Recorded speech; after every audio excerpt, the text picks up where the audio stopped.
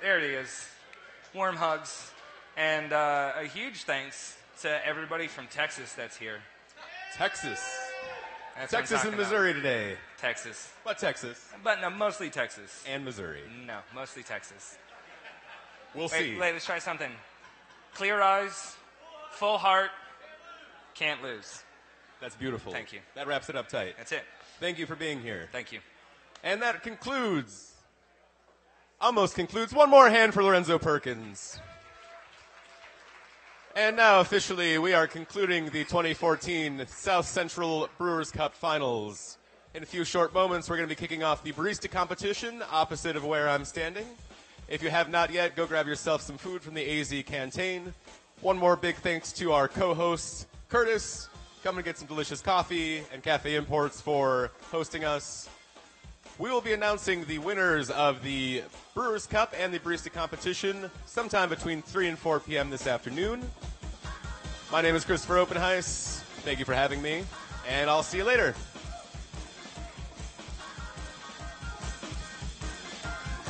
Thank you, Christopher. We'll see Christopher a little later when we announce the winners of the Brewers Cup, both North Central and South Central regions. Right now, we're all going to join the Barista competition, which is going to be kicking off here in just about 6 minutes. So I'd like to say welcome to you all, ladies and gentlemen. Welcome to the Specialty Coffee Association of America's first regional event for 2014. The Big Central event, hosted by Wilbur Curtis and Cafe Imports. This year's competition brings together 42 competitors across the whole mid part of the United States. Today, we are going to be seeing the 4 remaining competitors who are going to finish out the weekend for us. So, if you're at home, we appreciate you sitting tight. We thank you for tuning in and hanging out while we tried to get to this point. We apologize about the delayed competition. This year's Regional Barista Champion will receive travel and hotel accommodations to attend the 2014 United States Barista Championship in Seattle, Washington, April 24th through 27th, where the 2 top competitors from each region will automatically advance to the semifinal round at the 2014 United States Barista Championship. The remaining 4 regional finalists will be offered a spot in the first round of the United States Barista Championship. Not only is this event produced by the Specialty Coffee Association of America, but it is also helped by the Barista Guild of America. So we thank you, Barista Guild of America. At this time, we would like to recognize our 2014 Big Central event sponsors. We would like to begin by thanking our incredible hosts for producing this event, Wilbur Curtis and Cafe Imports. Espresso Machine sponsor, Nuova Simonelli. Nuova Simonelli is also our official 2014 United States Barista Championship Espresso Machine sponsor, and they have graciously donated all of the Aurelia 2 espresso machines that you see up here on stage. The one that Josh has all polished up and ready to go on right now. Well, not his face that he was polishing, but the machine. Also, our Origin Trip sponsor. This year, each regional and the national champion will receive an amazing opportunity to travel to a coffee-producing country with our amazing Origin Trip sponsor, Cafe Imports. Our regional champions will have an opportunity to participate in harvesting of coffee firsthand in Ecuador, while developing relationships directly with the farmers. This amazing opportunity represents Cafe Imports' continued commitment to educating the barista community, and we thank them for this amazing opportunity. Yeah, it's pretty rad. Grinder sponsor, Malkonig Grinders. Malkonig is also our official 2014 United States Barista Championship grinder sponsor, and they have donated all of the K30 Vario grinders that you see up here on stage. That beautiful little machine right there. He's so lovingly grinding coffee through right now. Our national travel sponsor is Da Vinci Gourmet. Thank you to Da Vinci Gourmet for their continued support of baristas year after year. They are once again supporting the travel of all our regional champions to the 2014 United States Barista Championship in Seattle, as well as travel to Rimini, Italy for our national champion to participate in the World Barista Championship. We also want to say thank you to our roaster sponsors. We have some fantastic roasters at the BGA Cafe in the back and at the Brew Bar. If you haven't gotten a chance to get your mouths around those coffees, you should definitely go over there and do that. They'll put it in the cup and hand it right to you. These roasters are Bee Coffee Roasters, Madcap Coffee, Kickapoo Coffee, Oddly Correct, Paradise Coffee Roasters, Halfwit Coffee, Collectivo Coffee, Metropolis Coffee, Roastery 7, and Thrive Farmers. Thank you all so much for that coffee. Also, check out the cafe and brew bar schedules. They're located near the water coolers right over there and right over there.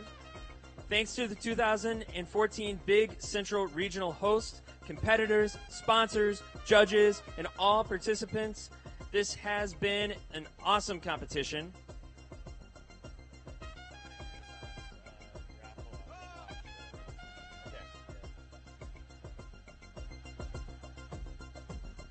Also, we have some amazing local companies represented here in-house for you to purchase handcrafted goods right back there.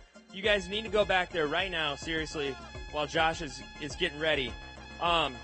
Forge Modern Workshop, Leatherworks Minnesota, Greenwich Vintage, and Red Wing Shoes are showcasing products on site. In about 20 minutes, we're going to be doing the final drawing for a $100 gift card to the Red Wing store right here in Roseville. So I'd love to give that out to one of you guys. So you can't get it if your name's not in the box. Go put your name in the box.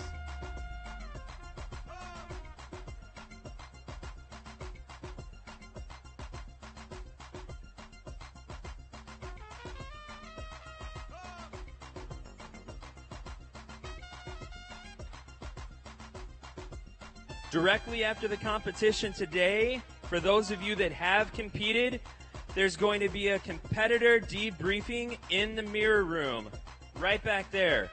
First up, we're going to have numbers 1 through 22, and then after that, we're going to have numbers 23 through 42. So after we make the big announcement, if you've competed, please stick around. The most important part of this is for you to get positive feedback so that you know how to improve and take this information back to the drawing board, whether you've won, lose, draw, whatever the case may be. Talk to your judges. Stick around. Papa Joe has spoken.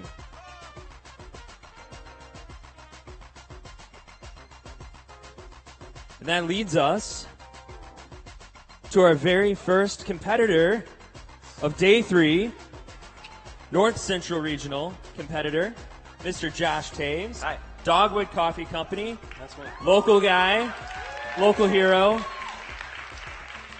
Right here from Minneapolis, Minnesota. Yep. Josh? Yeah. Don't be shocked, but there are a bunch of judges creeping up on you. So shake their hands, get to know them. Jackie, how are you? Travis? Hey, Marcus, how are you? Heather? Hi. What's your name? Lindsay. Lindsay. Hi, I'm Sonia. Sonia, Josh. Lindsay, Sonia, Josh. Great. Josh, when your judges are situated and your heartbeat has slowed to a dull roar, this gentleman right here will start your time. Heartbeat's not roaring. Nothing scary about winning. Ooh, it's not, yeah. Ooh. With that note, go for it, man. Do they know about the black box?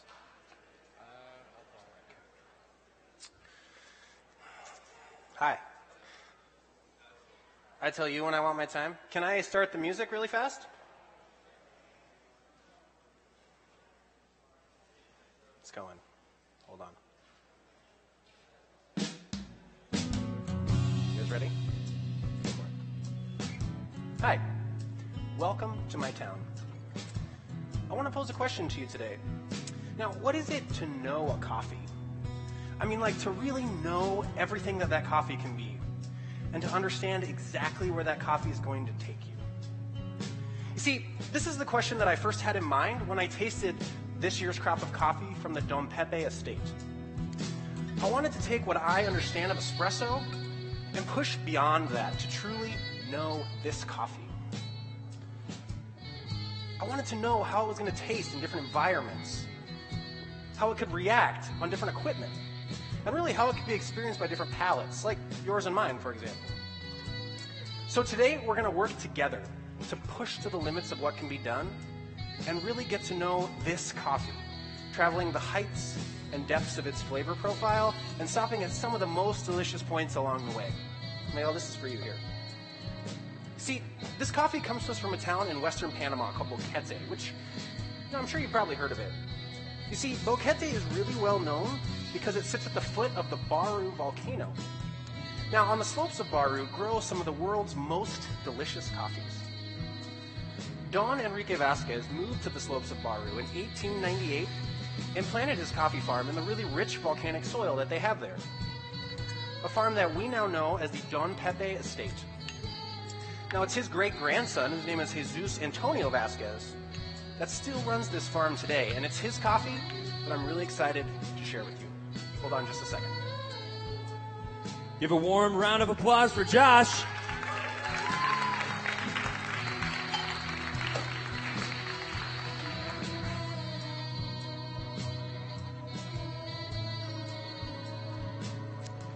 See, judges, the thing is, though, is that it's not just this coffee's heritage and location that make it special. The more I got to know this coffee, the more I came to realize that it has lots of really interesting attributes that make it wonderful and unique. The first of which is that this lot from Don Pepe is 100% of the Typica varietal. Now, Typica, as you may know, is kind of the grandfather of all specialty coffee. It's the one by which all other Arabica varietals are genetically measured, and it's the oldest Arabica varietal that we know of. Now, the workers at Don Pepe figured out that Typica has really high cup quality. So they work tediously every year to separate out only 65 bags of this coffee. Then they wash and sun dry it on raised African beds at a depth of only 1 beam. Now, if you could take some time and jot down the farm info on those menu cards in front of you, I'm going to go prepare this first course so that we can get to know the coffee's taste. I'll be right back. Oh, and those little shot glasses there are for any spoons you might find that get dirty. Be right back. Once again, let's show them some support.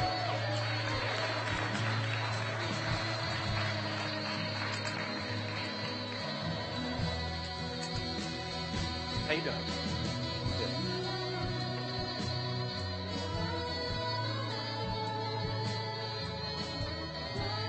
So check, judges. This is going to be my cappuccino course here.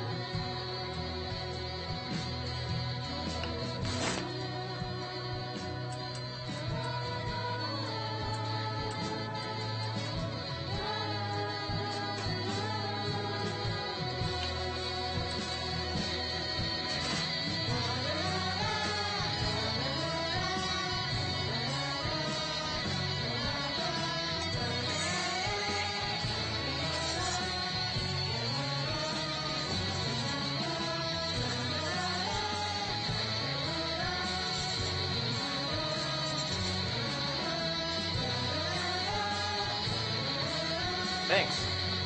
Yeah, what happened to the timer? Ah, I see.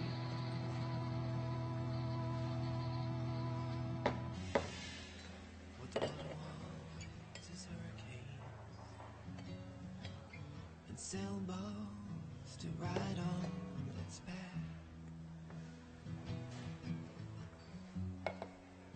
What the water wants is sun-kissed,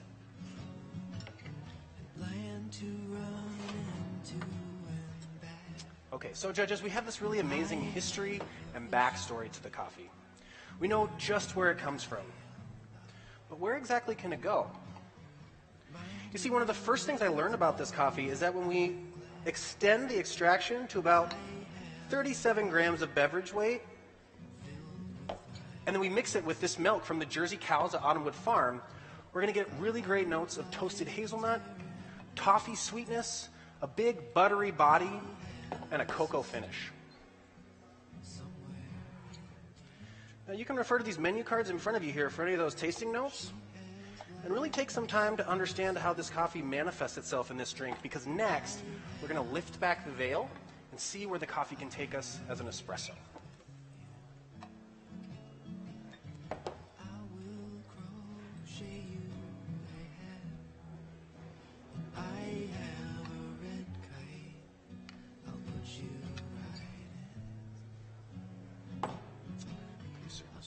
You're welcome. Travis, last but not least.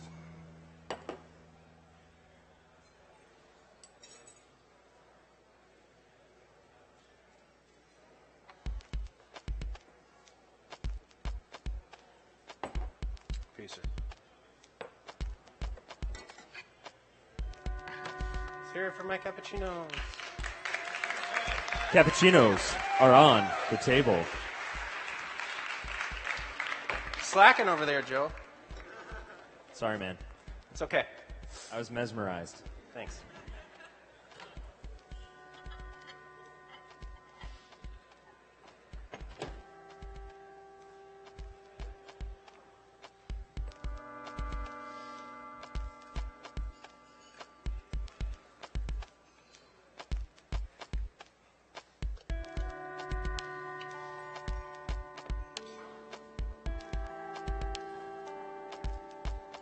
All right, judges. So, to really know this coffee, I had to first understand how it was going to taste best in milk, right? Well, for the espresso course, I wanted to go back to the drawing board and really see what this coffee could do on its own. You know what I found out? That this coffee has really amazing versatility and complexity as espresso. It's really delicious, actually, served a couple of different ways. I couldn't decide how to serve it to you, so I'm going to let you decide. Now, take a look at these menu cards in front of you. You'll see two different ways for the coffee to be served. One, more like what you're used to highlight intensity and balance of acidity. And the other, served a little bit differently, to accentuate the body and sweetness of the coffee. Now, put your heads together and vote collectively on which one you'd like to try. In the event of a tie, Miguel, could you please be the tiebreaker? And set the card on the table in front of you. I'll be right back. Josh, ladies and gentlemen.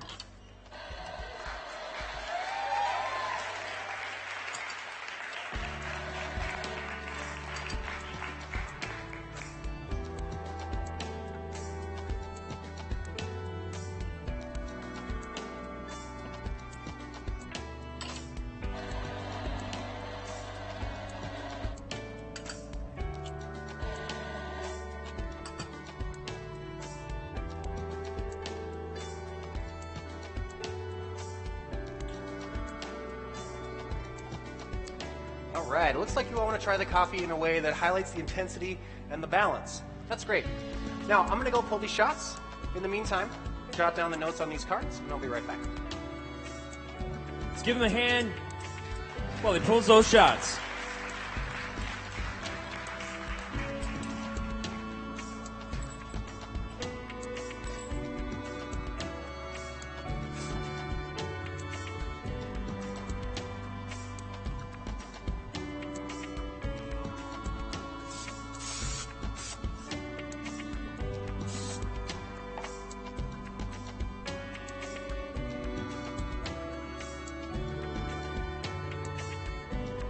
This one, right?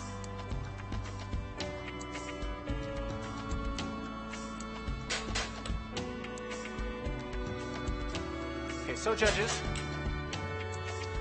of course, first evaluate the crema of these drinks first, of the espressos first, but then hold off tasting for just a quick second. For you, Jackie, Trevor, Marcus, Heather, for you.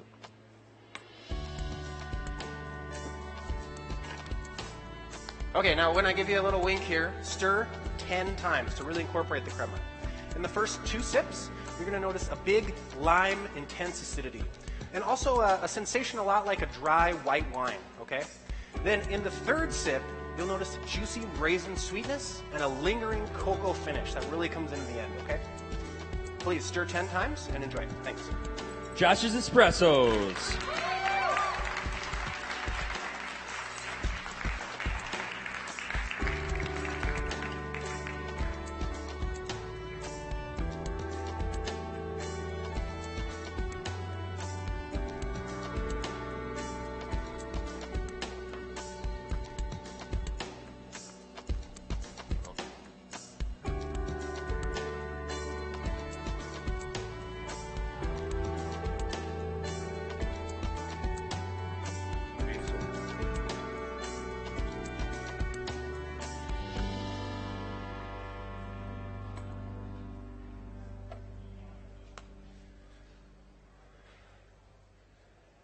Okay, so judges, for my signature beverage, I really wanted to push the limits of what could be done on stage here. I wanted to know the Don Pepe in ways that I hadn't known any coffee before. So I really wanted to understand on a micro level how each individual ground is being extracted and how I could manipulate that. So I started to study this coffee and how it extracts at different particle sizes.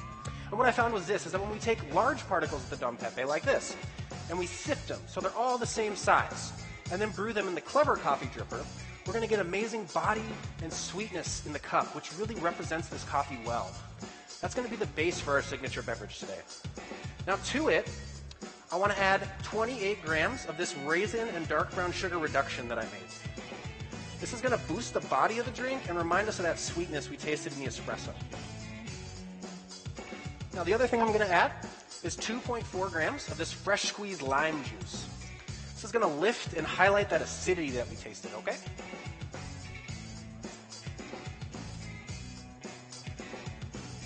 Okay, now this next portion is where we're going to take the character of the Don Pepe and really dictate the character of this drink.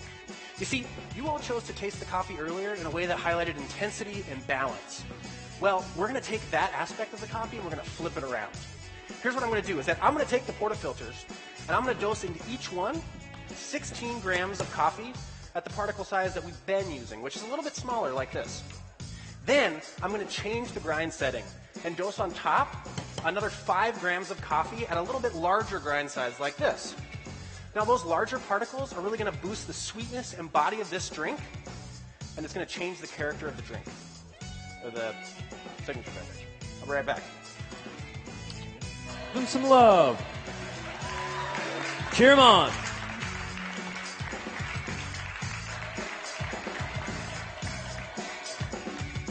So check, judges. I'm going to change this, make it a little bit bigger here. I'm going to purge it.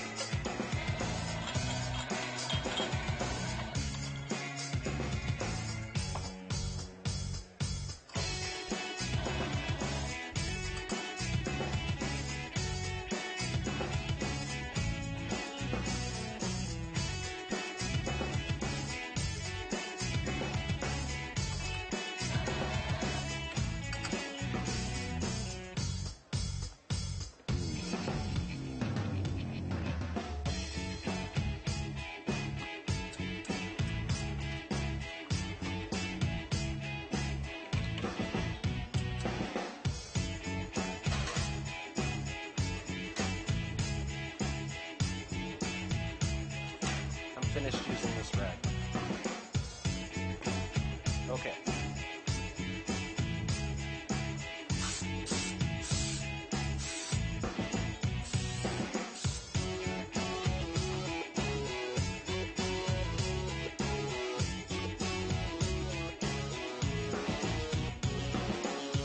Okay, so judges, when you approach this drink, I want you to think about it a little differently.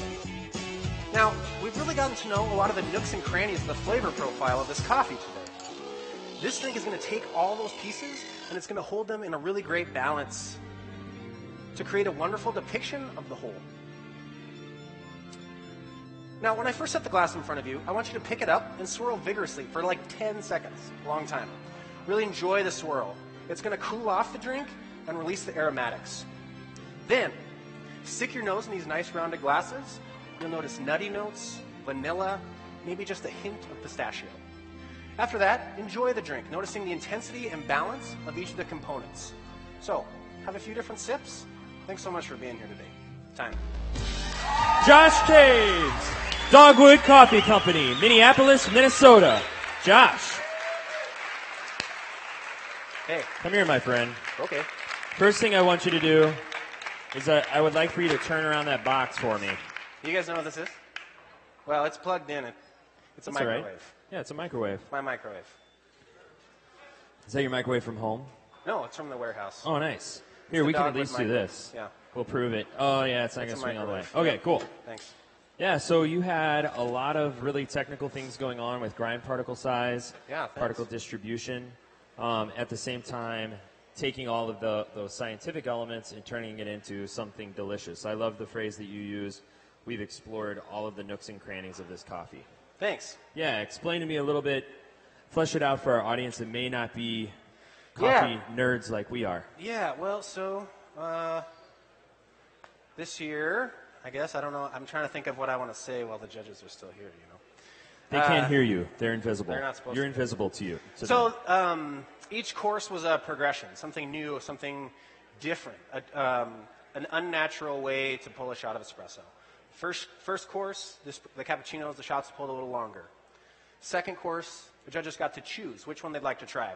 To be honest, I was playing around with shots of this coffee 100 different ways, and those were the two best. And I honestly, that was the truth. I couldn't decide which way to serve it. So I figured, why not let them pick so they can, you know, taste what they want to taste. That's awesome. Just Thanks. like in a restaurant, you order your food Yeah. because you order Right. based on your preferences. Right.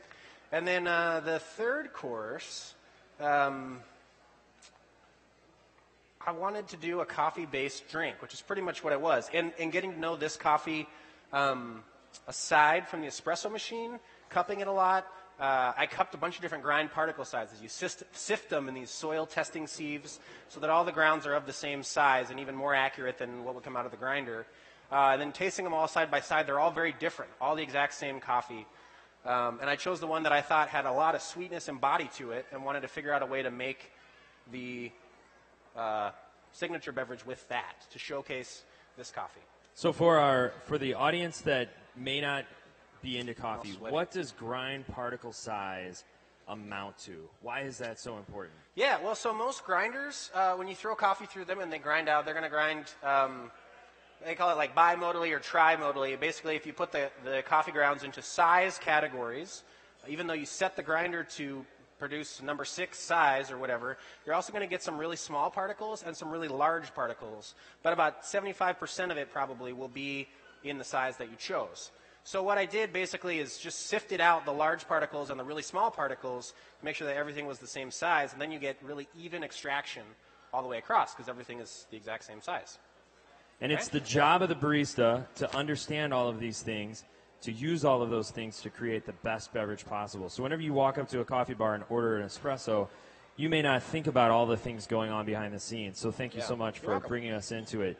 That was great. Thanks. Yeah. Very professional. Thank you. Super pro.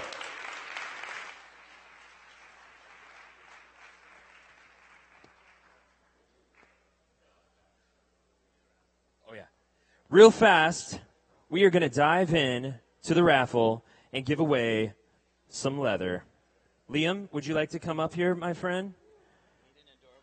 We need an adorable child to pick out of the box. Liam, are you getting shy, bud? It's okay. Bella, would you like to come up and do this for me? Quick, run up. Run up.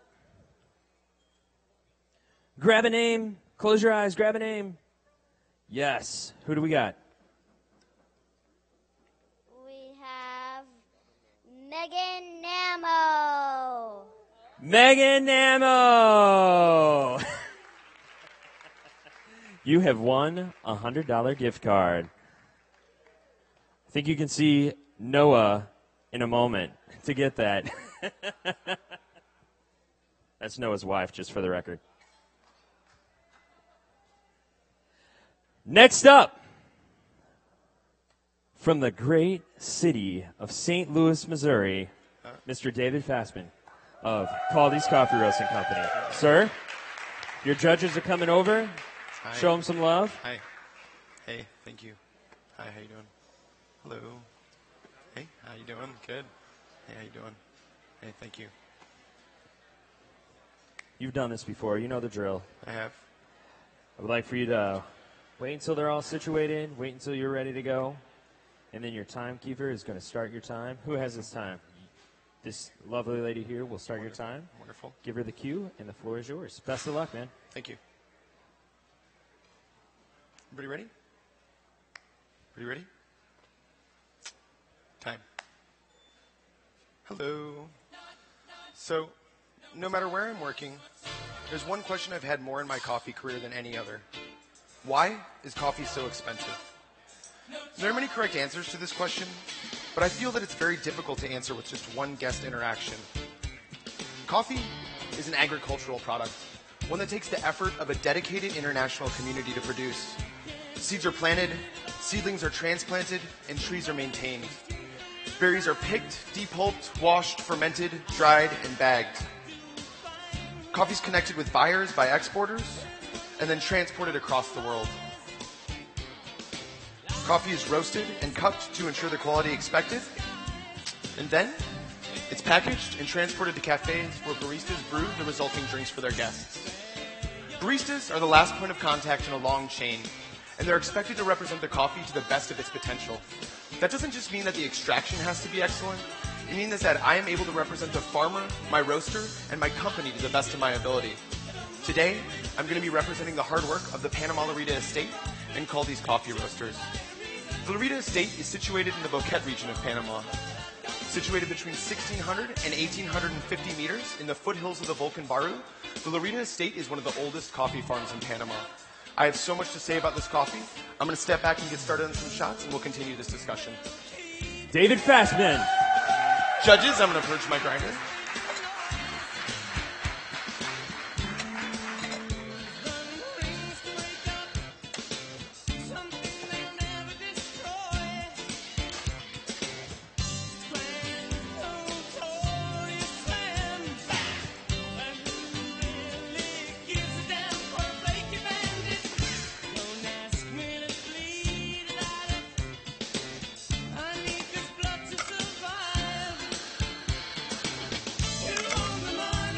So the Lorita Estate is broken up into 7 lots. 3 of the lots comprising the coffee that I'm serving you today. Each of the lots is exclusively the Catuayu varietal, which is known for its big acidity.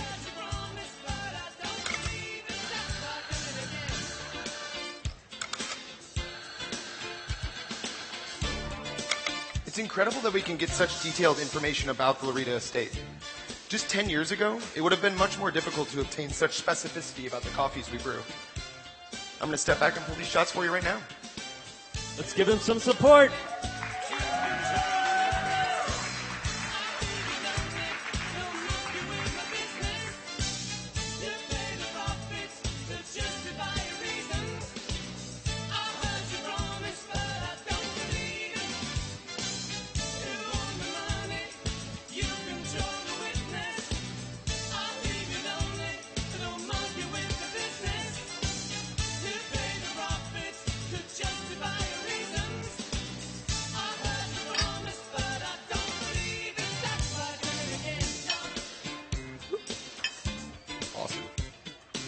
So, I'd like you all to do your visual evaluations first, and please wait to taste the espresso. The cups on the top left of your plate are for your spoons. Whoop, excuse me. There you go. And there you go. Thank you very much. So the Lorita Estate takes great care in the coffee they produce. Cherries are stripped of their mucilage and then washed. The cherries are pre-dried on parabolic solar dryers and then transferred to a mechanical dryer to finish the process. The resulting coffee is clean, sweet, and has a velvety mouthfeel. There are notes of floral honey and green apple with a lemon-lime acidity. Please feel free to enjoy those espressos now.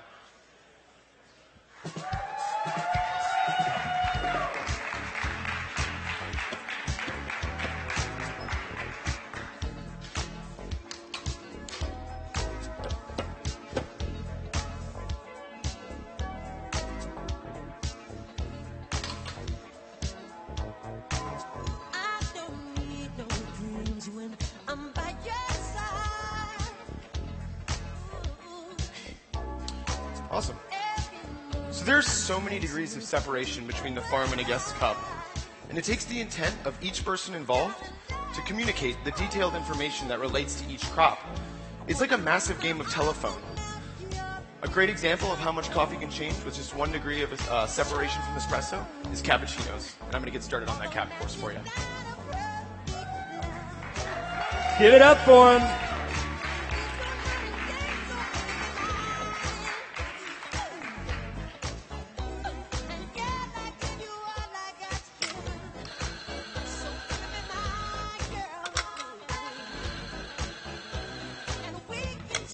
Adding milk softens the flavors present in espresso and heightens the sweetness in the resulting beverage. Properly textured milk in conjunction with this espresso renders a cappuccino with notes of caramel apple and cocoa powder. I'm going to get started on these caps for you. Yeah, David.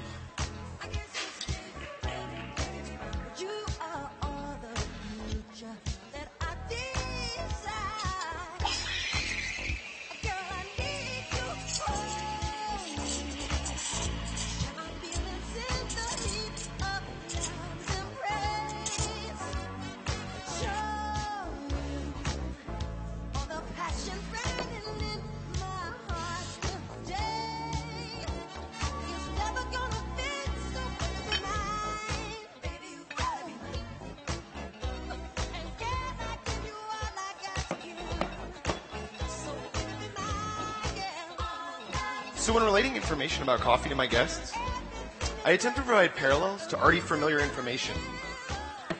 This includes explaining coffee varieties by comparing them to apple varieties, as well as using familiar flavors to help explain the notes in coffee.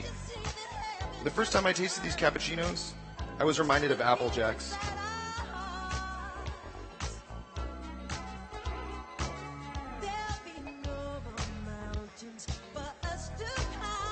There you go. Thank you. And as baristas, we have to care about every cup that we craft. Dedication and intent is another way of showing our guests why their coffee might be a little bit more expensive than they believe that it should be. Just a simple act of making coffee in front of a guest, instead of hidden away, allows them to begin to understand the complexity of our system. Whoop. There you go. Thank you very much, and I'll be back with that second set of cappuccinos in a moment. David's first round of cappuccinos are on the table.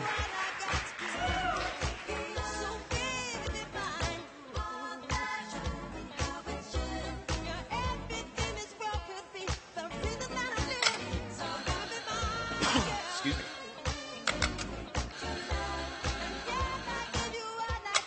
So last year was Caldy's first year with the Panama Larita Estate. And when I found out that we'd be carrying it again, I was thrilled. As an espresso, it's delicate and complex. And when paired with milk, it's able to stand out as a key player.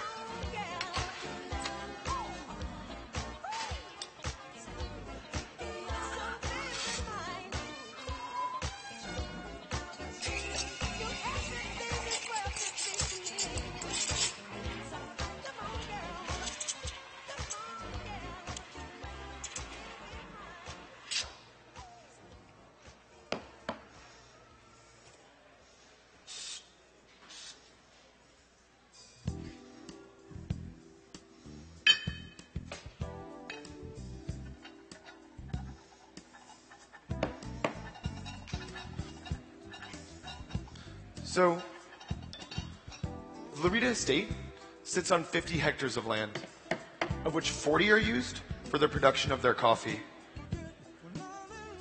They produce a maximum of 3 containers per year, and Caldy's was able to obtain 70 bags of this coffee.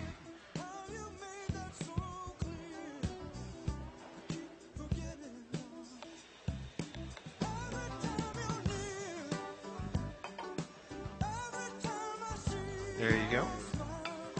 Thank you very much. Once again, there are notes of caramel apple and cocoa powder. Think Apple Jacks. So, at Caldy's, we were really excited to have this coffee return.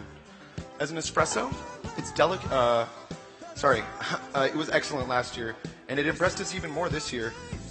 I had the privilege of being able to serve this coffee in competition last year, and I'm really excited to be able to share it with you again. There you go. Thank you so much. I'm going to get started on some shots for your signature beverage, and I'll be back with you all in just a moment. David's cappuccinos are served.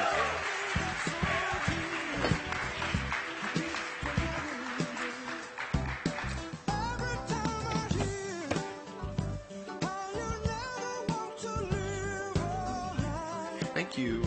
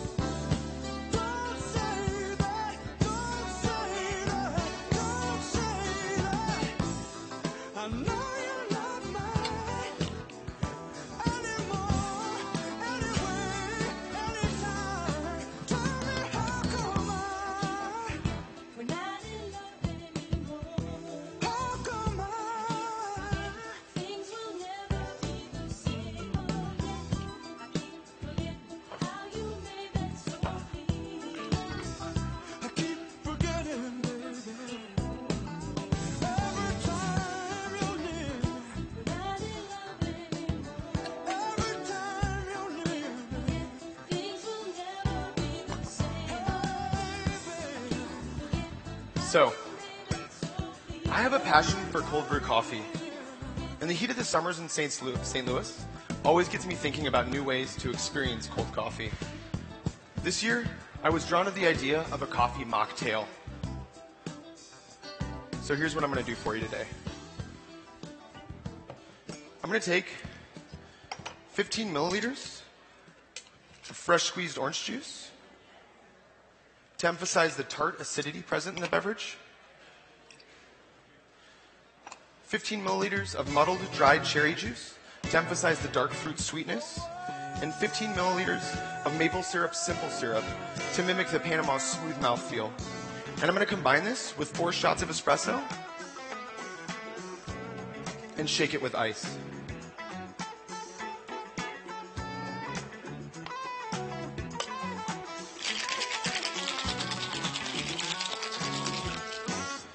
So, the reason that I chose to serve this drink chilled was because it allowed me to create crisper flavors while not sacrificing the smooth mouthfeel of the Panama espresso.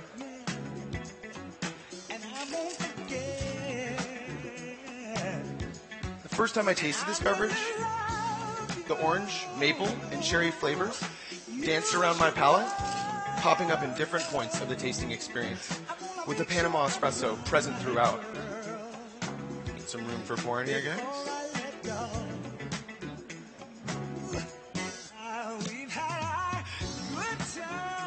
We've got no instructions for how to drink this. Please just sit back and enjoy.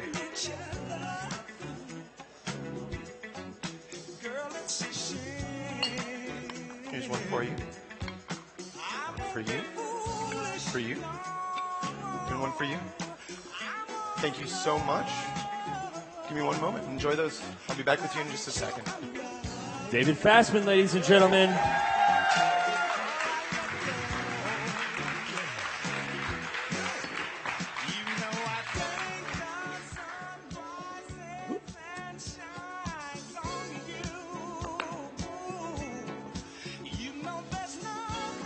Thank you.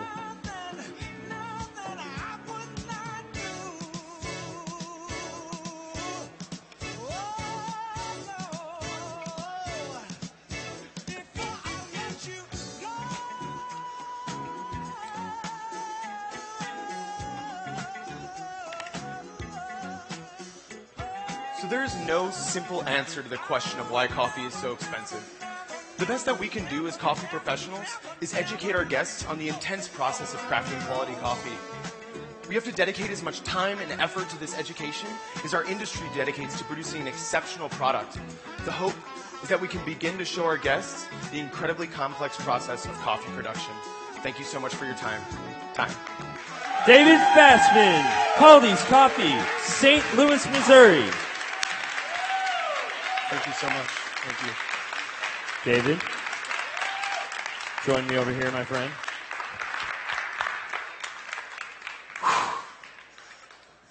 Looks smooth, man. Looks Water. smooth. Thank you. Thank you. How'd you feel about it? I felt okay about it. A few little snags here and there, but you know, that's for next year. We've seen a lot of people from Caldy's, from Latte Land. You kind of have a lot of competitors in the race today. Tell me about the Caldy's team. The Caldy's team is unbelievable. It's incredibly supportive. I've been training for 3.5 months.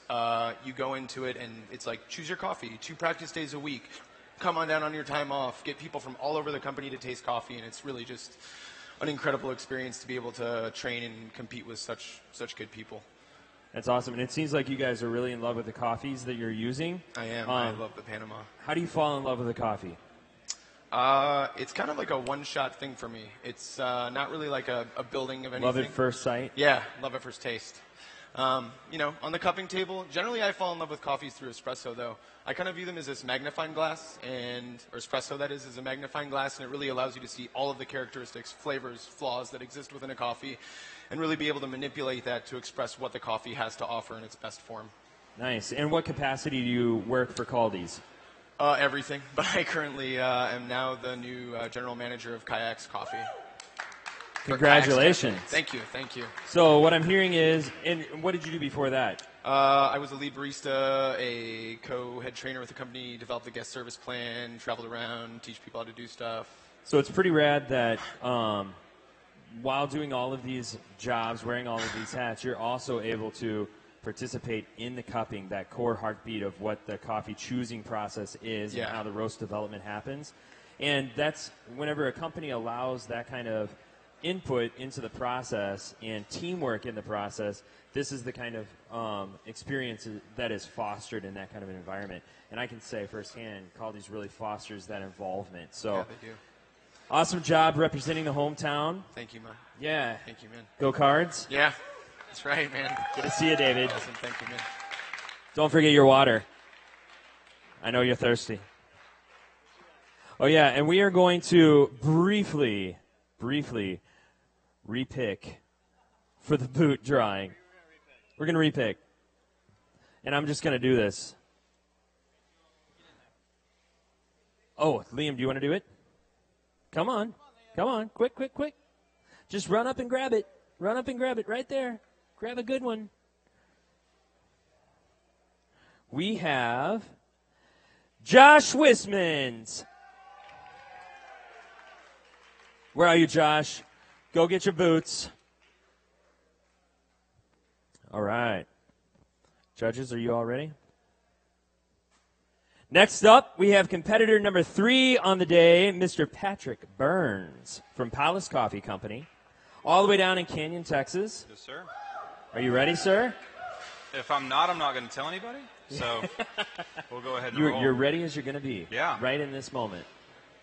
Here come your judges. Fantastic. Have a lovely bunch today Hello, to present judges. to. A lucky bunch, I Seeing should you say. again? Hello. How are you? Hi, guys. What's going on, brother? Hello. It's a great smile. Hello. How are you? How are you? Welcome to this area where I get to serve you coffee. Patrick, Yes, sir. here in just a moment, when they're all seated and steady in their chairs, whenever you're ready, the lovely lady here will help you with your time. Okay. Best of luck. Hey, thanks, Joe. Get it. Appreciate you.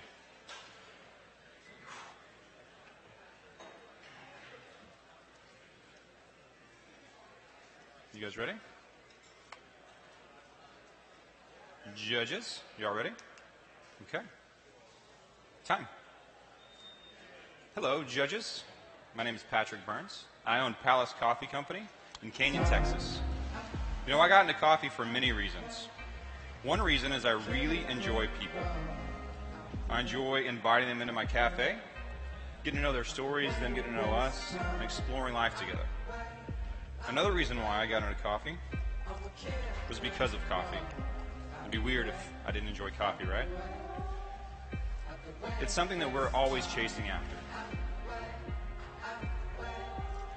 The last reason why I got into coffee, and this is the reason why I actually started owning a shop, is because I want to provide a revenue for my family. You know, being a barista and having 2 kids and a wife doesn't always pay the bills, as I'm sure many people in the audience know.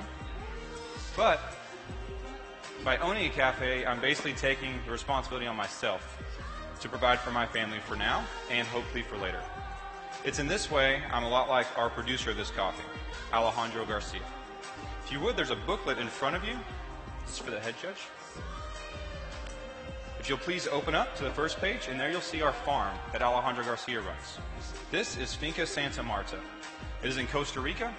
It is at 1,200 meters. Alejandro took over the farm in 2006. It's a family farm that's been run by his family since the early 1900s. It was founded by his great-great-grandfather. So, excuse me, I'll get some work done over here for my signature beverage.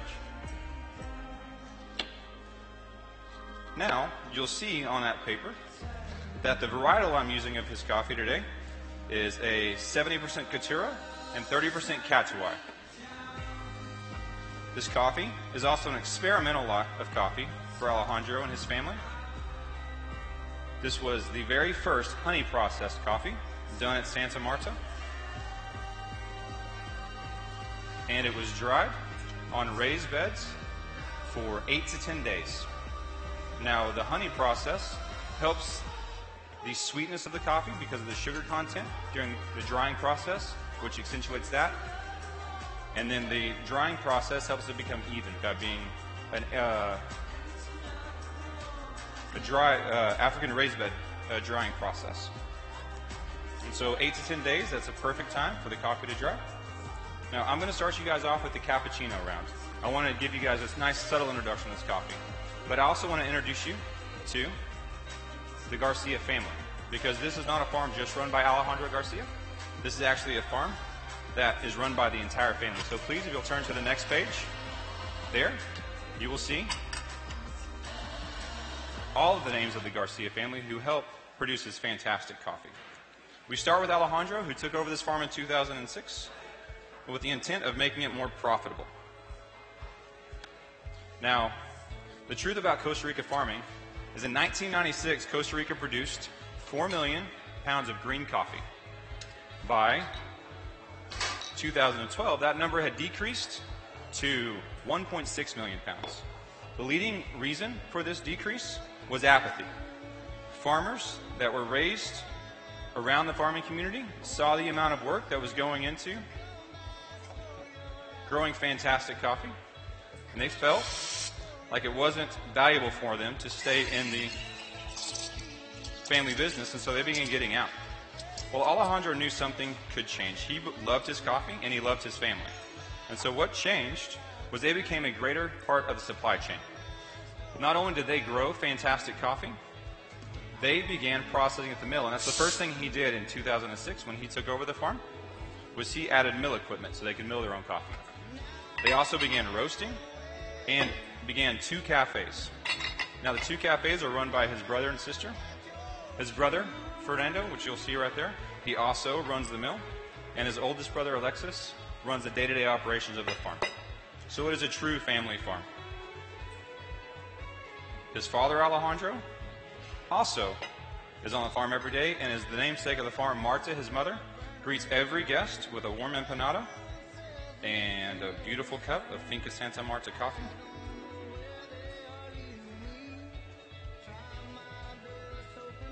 Now, if you will, please turn to the next page and you will see my cappuccino notes. There you are. Now, this cappuccino is going to be cherry, malt, and cocoa on the finish. Thank you. I hope it is a lovely introduction to this coffee. Please enjoy. There you are. Enjoy. Patrick's first set of cappuccinos have been served. Now I'm adding a cold brew ice sphere into these cups here. This is actually the 10-minute roast profile, which the coffee I'm serving to you today is actually 2 different roast profiles of the same coffee. I'll get to that in a moment.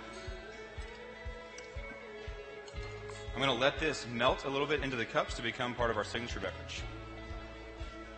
I'll be right back with your second set of cappuccinos.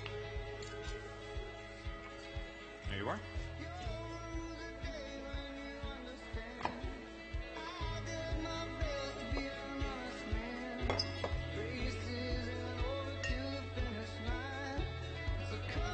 Now you've met the family. You've heard a little bit about what they do for the farm, which is great. So they have the first touch of the coffee. The second touch of the coffee goes to our roaster. Now if you'll turn to that next page, you'll see another illustration. The illustration is actually of a picture that was taken on Finca Santa Marta back in January. There you see Samuel, the youngest son of Alejandro. You also see Alejandro and his father. And on the far right, there you see our roaster, Roman Leal of Evocation Coffee Roasters. He was able to go down and take a trip to Costa Rica and learn firsthand how great this coffee really was. And then he was able to bring that expertise back to us. Now, trying this fantastic coffee was great. We got to cup it many different ways. And every way that we cupped actually brought out something different to the cup. But one thing I really wanted to do was bring balance to this cup.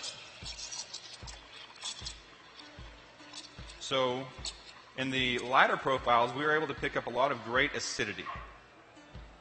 But in that we also lost the balance. We're also able to pick up a lot of sweetness. Because it's a 10-minute roast profile, which you'll see right in front of you, that roast curve, it actually shows the 10-minute and the 14-minute profile. The 10-minute really highlighted that acidity and the sweetness from the sugars not being caramelized. And then we're able to bring in a 14-minute roast profile to bring in some balance, which caramelizes those sugars, takes those into more of a caramelizing note and brings out the cocos.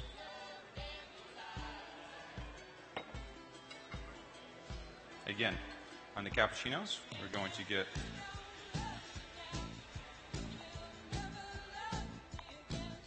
cherry.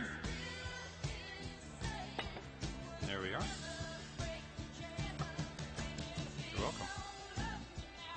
Malt and cocoa.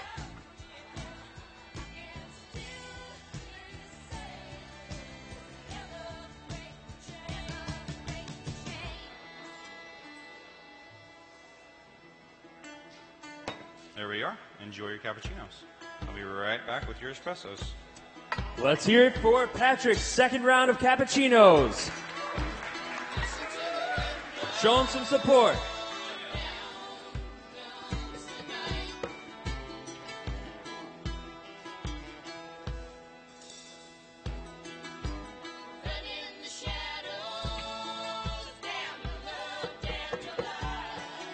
Now, as an espresso, we're going to dose this a little differently. The cappuccinos, I dosed up 22 grams to 38 grams out.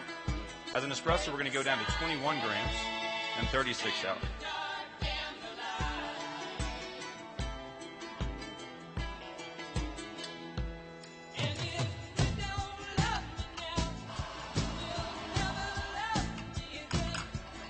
If you have really good eyes, you'll see that on that booklet, you will see the tasting notes of this fantastic espresso. Those flavor notes are going to start with an amazing aroma.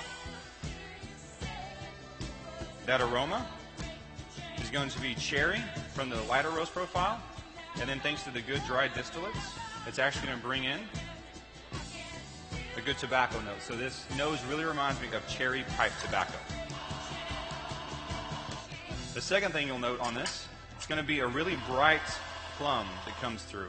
Again, that's because of this lighter profile that we're able to highlight with the 30%.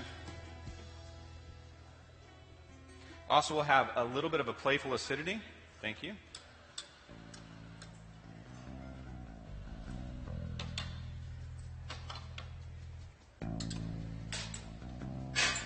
And then we're going to get into the darker tones of this coffee, which helps bring that really bright plum into a good dried fig note that we have in there.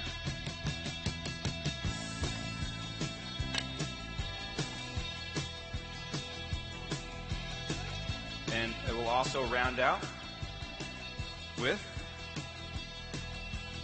really good cocoa, and then a fantastic light spice at the very end, which is one of my favorite parts about this espresso. The body on this is going to be heavy.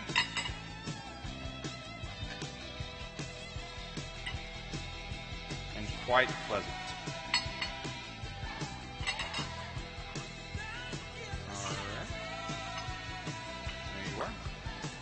There you are. Please enjoy.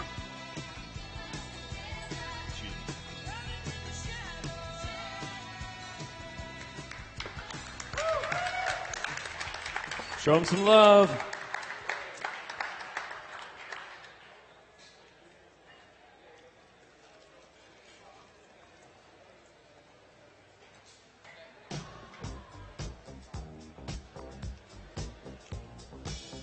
Can you turn that up, please? I gotta move. I can't wait till I get you on the floor, good looking. Hey, going hot, so hot, just like an oven. And I'll burn myself, I just had to touch it. It's so fine, it's all mine. Now, judges, if you've enjoyed those espressos, I'd like to talk to you a little about our signature beverage. It's going to highlight the different aspects of this coffee. We had 30% of the lighter roast profile highlighted, but in the drink we're actually going to have a higher highlight of the 30% of the lighter profile. I'm going to do that by doing this ice melt that's in front of you. That is a roast of the 10-minute profile done as a cold brew ice sphere. By bringing the cold brew, that's going to keep the sweetness. But the unique thing about this is it's actually going to bring in the cocoa notes of the 14-minute roast as well. If you would turn to the next page when you get a moment, you'll see what I'm going to be doing here. This drink is based off of something that I really enjoy, and that thing is whiskey.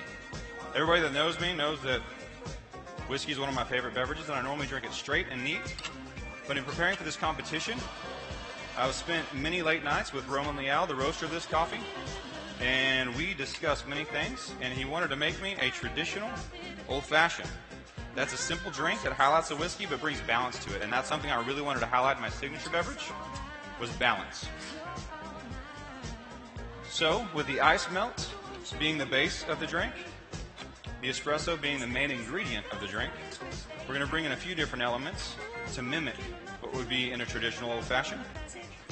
I've added gum arabic syrup, which is a simple syrup with gum arabic added, which adds to the viscosity of the drink to mimic the heavy body of the espresso. And with that, obviously, soda water. What that's going to do is going to make a great reaction. And I'm going to finish this off to increase and highlight the nice light spice. At the very beginning, I sliced ginger, and I began to steep over there that. I'm going to spritz ginger on top of this to make a really wonderful spice note in the aroma, but also in the taste. But I'm about to do something that most people here are going to groan at. I'm going to pour espresso directly over ice. I'm doing this on purpose because I actually want to highlight some bitterness in there because I didn't bring in bitters. This actually adds to the bitters of the drink, and it's going to help bring in balance. It's also going to increase the ice melt.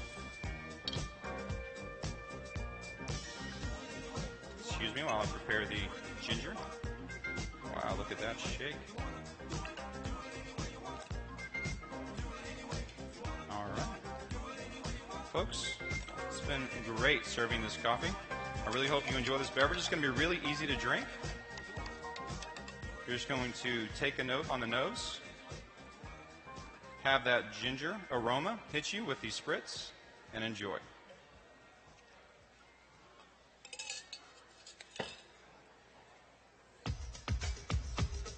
There you are. There you are. There you are. And there you are. It has been my pleasure to serve Alejandro Garcia's coffee with you. As I say in Costa Rica, Pura Vida. Time. Patrick Burns, Palace Coffee Company, Canyon, Texas. Mr. Burns. Where are you, Joe? Right over here. Come and join me. Hello, sir. Hello. Nice hat you're wearing. Thank you. I appreciate it. Good game last night, huh? It was a good game. It's Yeah. kind of a weird ending. Yeah, it happens. It was a good game right here, man. Yeah, I don't know about that, but thanks for saying it. Tell you what, just So- like baseball, there's nothing better than an old-fashioned. An old-fashioned is great. I love whiskey neat, but that night I was really needing something else, and that helped me bring something new to the table. Started thinking about my espresso differently, and I wanted to highlight it, and I thought that it was a good enough coffee to really bring out some great tones in it that I thought would go great with this drink. So, Nice. I love it that you took the espresso, poured it directly over the ice, and took what a lot of people view as a problem, Right. and you turned it into a tool and an ingredient that you played with. Right. So tell me how you came to that decision. well, in the industry, there's a certain kind of leaning A faux against that. pas? A faux pas. There's actually a place in your body you can get punched by doing this. And so I have always thought about that. And so I wanted to make sure that in doing espresso, the rules are hard and fast, but why? Like, coffee's coffee. It's an ingredient. It's awesome. It's an awesome ingredient. But I wanted to be able to take something and kind of turn it on its head and see if I can use it to my advantage in a great beverage. And this espresso is highlighted all throughout this drink. That 10-minute roast profile that we did with the cold brew was able to really come forward by adding more ice melts in there. And so it makes a fantastic coffee beverage, which to me is the most important thing in doing coffee competition. So it's fantastic. Well, I found it to be really smart and appetizing, and I love ginger. So making that ginger spritzer over the top instead of, usually on a cocktail you use a citrus and put the oil, that was a great way to apply that aromatic component. Yeah. Really smart. Well, thank Well you very done. much. So. Yeah, thank you I so appreciate much for that. coming up Yeah, all the way thank you from guys. Canyon, Texas. Yes, sir. Thanks, Joe. Appreciate Yeah, you. no problem. Patrick Burns, one more time, ladies and gentlemen. Thanks. Also, just so you guys know, here really soon, the fourth bar is going to be closing down. So if you have not gotten an espresso-based beverage for free, go back there right now, get yourself a drink, listen intently Hey, right man. over here as well It's okay, Miguel. How are to you? our next competitor. And also, Hey, I wanted to Jackie. say, How's it going? Leatherworks I'm Trevor. has Nice just to meet told you. us that Hey, they are Marcus. going to give a brand Heather. new pair How's it of going? leather Jamie, right? suspenders away to the first How you doing, prep Lindsay? place winner from both the Nathaniel. North Central and the South Central regions. So another prize has been added to the pot. Mr. Trevor. Hey. This is Trevor Grun. You're from Madison, Wisconsin. Yes. And you work with Kickapoo Coffee. True. You're our final competitor of the day, and I can't wait to see what you bring to the table. You've already met your judges. They're looking comfortable. And whenever you are feeling ready to go, the lovely lady here will start your time. Best of luck, man. Thanks. Let's do it.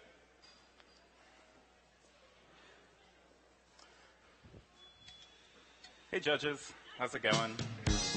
So I'm the closer today. I'm sure you guys have had a ton of coffee this weekend. I promise nobody's going to make you drink any more after me.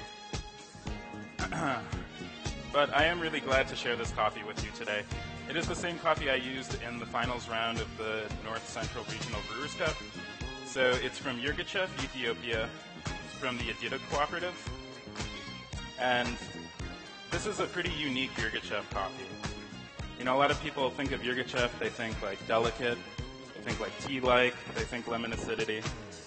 And there's definitely some lemon acidity in this coffee, but I describe this as kind of a beast of a Yirgacheffe.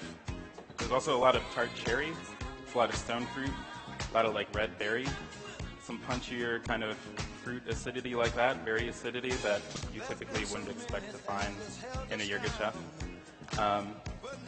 So while I'm talking to you, I'm going to start putting stuff together for my signature drink. What I have in here, I mentioned the cherry. I've got some cherry wood chips, which are totally safe. They're untreated cherry wood.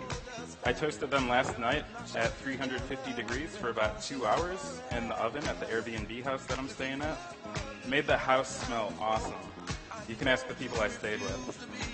So I just poured in about 400 milliliters of filtered water with about 10 drops of phosphoric acid, 75% concentration solution.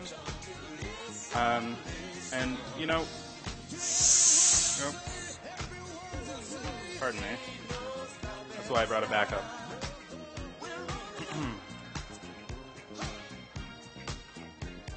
So, as I was saying, typically Yirgacheffes have a lot of citric acidity, focus on delicateness. This coffee has a lot of cherry. It actually has some phosphoric acid in it, you know, sort of like a Kenyan, an SL28 variety. There we go. I'm going to let this sit for a few minutes. So that's why I put the phosphoric acid in there. That's going to emphasize that acid that's already inherent to the coffee in my signature drink. I'm going to tell you more about that a little bit later, but I want to start working on your caps. So I'll be back with the first set of caps in just a minute. Thank you. Trevor Grun, give it up. I'm going to be pulling a set of espressos for my signature beverage while I'm pulling a set for my cappuccinos.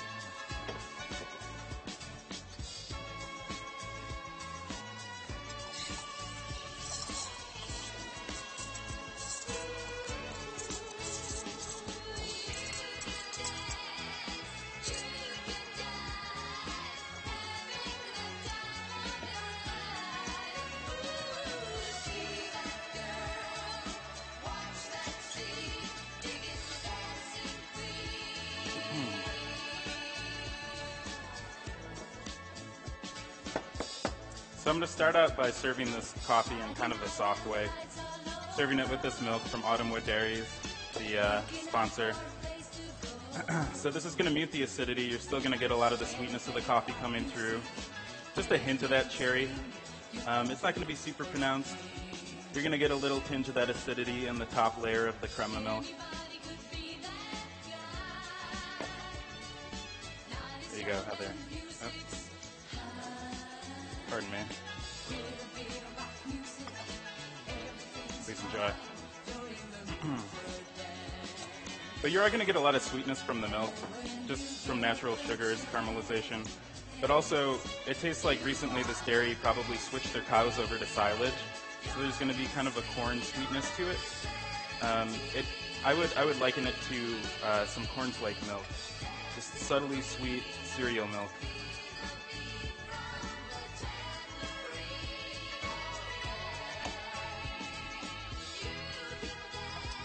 There you go, Marcus. Enjoy. Give it up for Trevor's first round of cappuccinos, ladies and gentlemen.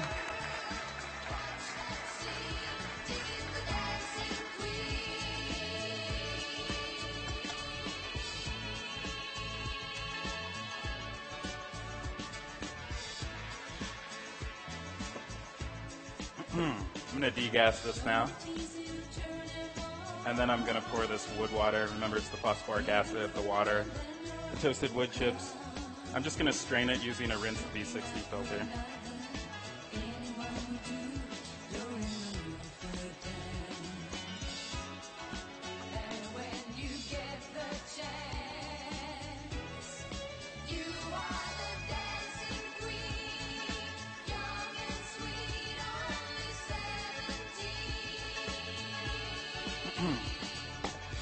I'll be right back with your set of caps.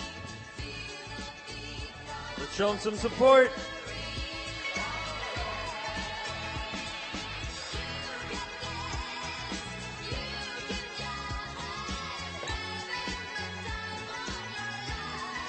I'm going to pull another set for my signature drink. I'm also going to discard this towel.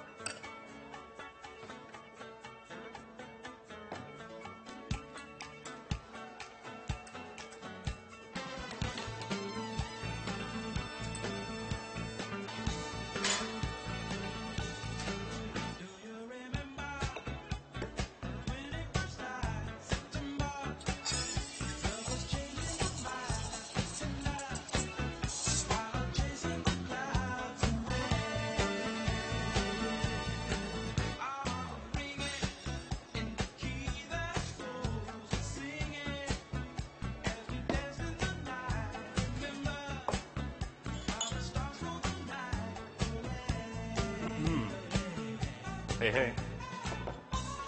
Now it's your turn. So yeah, like I said, kind of like sweet cereal milk sort of thing. It's not going to be like Captain Crunch. Think more like Corn Flakes, something really subtle. You guys have ever had the cereal milk soft serve from Momofuku Milk Bar? It's kind of like that. There you go, Travis. Enjoy.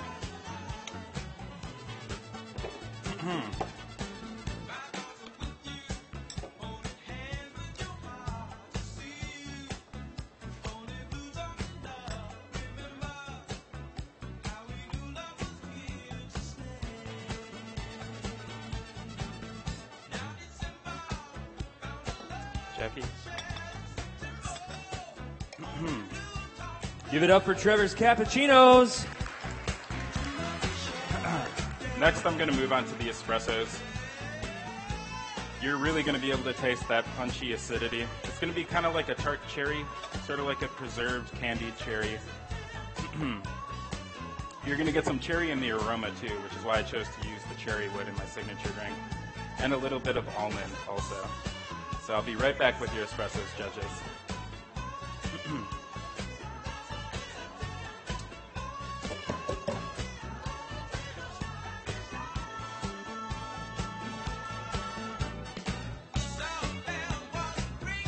Thanks.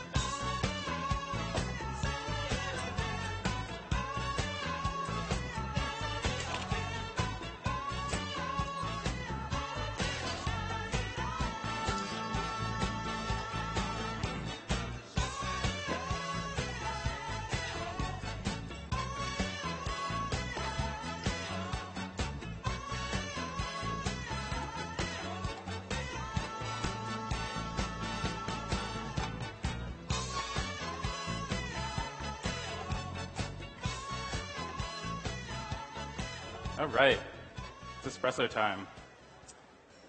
I failed to mention this earlier, but I did bring these glasses here to your left, judges, to put your spoons in when you're done with them. I'd like you to use your spoons, besides inspecting the crema, I would like you to give this a really heavy stir. I'd like 5 stirs from the bottom before you sip it. Pay attention to the cherry aroma, the almond aroma, and that tart cherry acidity. Give it up for Trevor's Espressos. While you guys are enjoying those espressos, I'm going to get working on my signature drink. So I've got this cherry wood here, as I mentioned earlier. I'm going to carbonate it now and add a little bit of syrup. In my syrup, there's some, I made it with dehydrated cane juice. Thank you. So it's got like a brown sugar thing kind of going on in it. There's also a little bit of cherry concentrate from Door County, Wisconsin cherries. And I'm also going to add a couple drops of almond extract.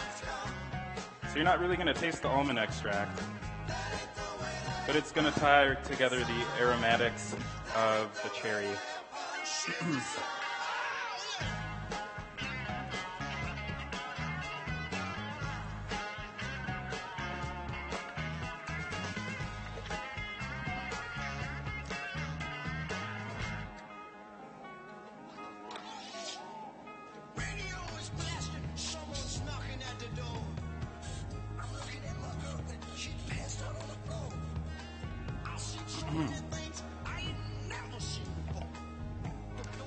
So I'm going to serve you this, this soda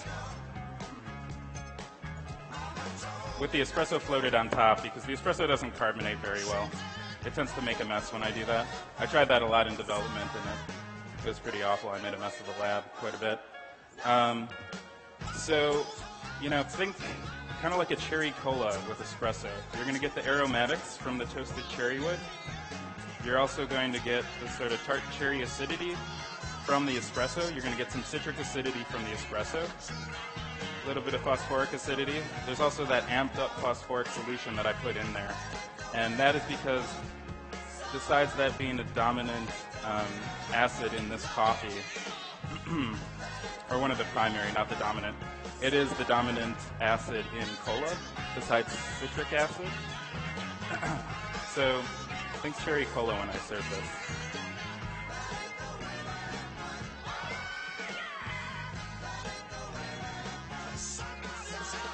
Thank you.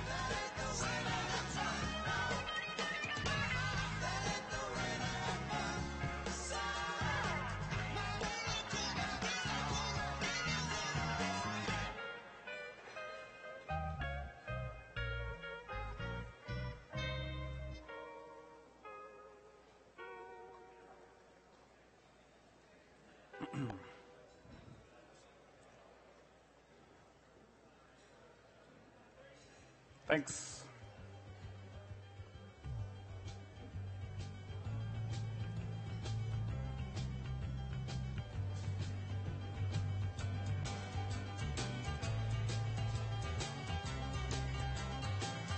All right, there you have it, judges. When you lift the glass, I'd like you to take in the cherry aromatics from the wood, experience the acidity, phosphoric, cola, cherry, and a little bit of citric acidity. Thank you.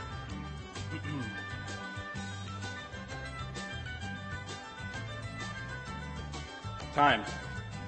Trevor Grun, Kickapoo Coffee, Madison, Wisconsin. Wow, man. So smooth, so calm, so cool, collected. I like being at the end. Like that. Yeah. Well, that's a good way to close it. Nice and calm. Yeah. Soothing. Wine Yeah. glasses. So tell me about the cherry wood. So I got the idea from a friend who is a bartender, kind of mixology kind of bartender, and he does some under pressure infusions, some extractions with herbs and stuff like that, and it just makes the extraction a little bit quicker.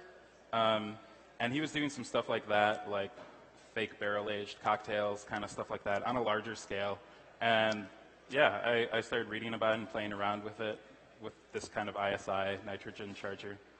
So would you say that the signature beverage has a little bit of a barrel-aged like characteristic to it then? You know, I thought it would a little bit more, but it definitely doesn't come across that way. It isn't like an oak barrel or anything like that. I mean, like, if anything, maybe more of like a subtle wine barrel characteristic. But really, I was just using it for like the cherry aroma. Toasting the wood really brought that out. It was kind of awesome. That's beautiful. So the cherry aroma kind of leads you down into the cup, and then you get that with the espresso as well. Exactly. Excellently done. So tell me a little bit about Kickapoo Coffee. How are things there? Kickapoo's great. Yeah. Can I give a shout out to Kickapoo? Yeah, please. I want to give a shout out to TJ and Denise, who are sitting in the audience. Caleb's at home watching with Elliot, Lucy, and Lily. So shout out to those peeps eating popcorn, watching me. Yeah, we're in Viroqua. We have about like 10 or 12 people working for us. Pretty small company. Yeah, it's great, man. I recently got to check out your new roasting space. Absolutely gorgeous. Oh, yeah. Beautiful. I heard you were there. Sorry I missed you. No, it's all right. There's a thing in Madison. I'm sorry, too, because I would have loved to try this there. Yeah. Maybe I'll try it now. Yeah. I'm going to go sneak a sip. I'm actually going to have one, too.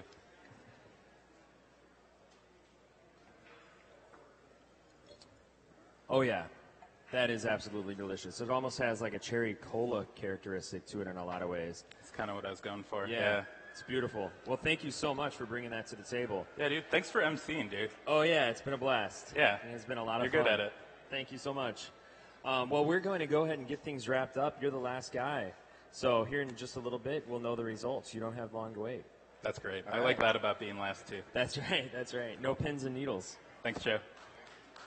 Trevor Grun, ladies and gentlemen. You also use your wares for...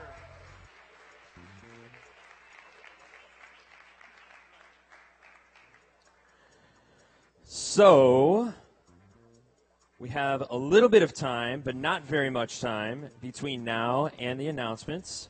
A couple of minutes. While we wait, I want to give some more shout-outs to some more sponsors. Our national prize sponsor is Barista Grinders. I personally have a Barista grinder, and it is awesome. We have one at the Mill, which is our coffee training lab at Cafe Imports. I love it. We travel with it, do cuppings abroad with it. It's amazing. Our national portafilter sponsor is VST. I also use VST baskets, I swear. It's because these companies are amazing that I use these products. VST, if you don't have it in your portafilter, you got to get one. Check it out. Our national trophy sponsor is Reg Barber. The man, the company, amazing craftsmanship. Our platinum regional sponsors are Half-Wit Coffee Roasters and Dalla Corte. Half-Wit's been playing games all week. They were back there brewing a little while ago. Dalla Corte, that machine is over there. You guys got to go check them out. Our gold regional sponsors are Espresso Parts, Thrive Farmers Coffee, and Caribou Coffee. Our silver regional sponsors are Texas Coffee School, Duluth Coffee Company, Madcap Coffee, Populous Coffee, Spy House Coffee, Sump Coffee, Paradise Coffee Roasters, Caldy's Coffee, Peace Coffee, Metropolis Coffee. So many of these companies have not only been sponsors and been here on the floor, but they've actually been participants, actually having their baristas compete this weekend, having the brewers compete back there. These are companies that are involved not just because they want to reach out to their customers, but because they really do truly believe that by broadening the base of information and knowledge of coffee throughout professional coffee community, that it helps raise the bar, helps improve them, helps improve customer relationships, and gets more information out about specialty coffee. So I seriously thank all of these coffee companies for their sponsorship. Our bronze regional sponsors, Fika Coffee and Dunn Brothers Coffee. Both have had people here this weekend. Our milk sponsor. A lot of times milk sponsors get kind of shuffled away, but our milk sponsor, actually, we have heard from baristas. Trevor, just now, the baristas are using the milk sponsor because this milk is incredible. Locally sourced milk, grown right here in Minnesota, grazed right off the grass that we're walking on outside. Also, I want to give a shout out to those local companies once again. Forged Modern Workshop, Leatherworks, Greenwich Vintage, Red Wing Shoes. If you guys have not visited these booths in the back, you got to check them out. I'm serious, you got to check them out. I'm thinking about going back to Greenwich right after this and changing my soul.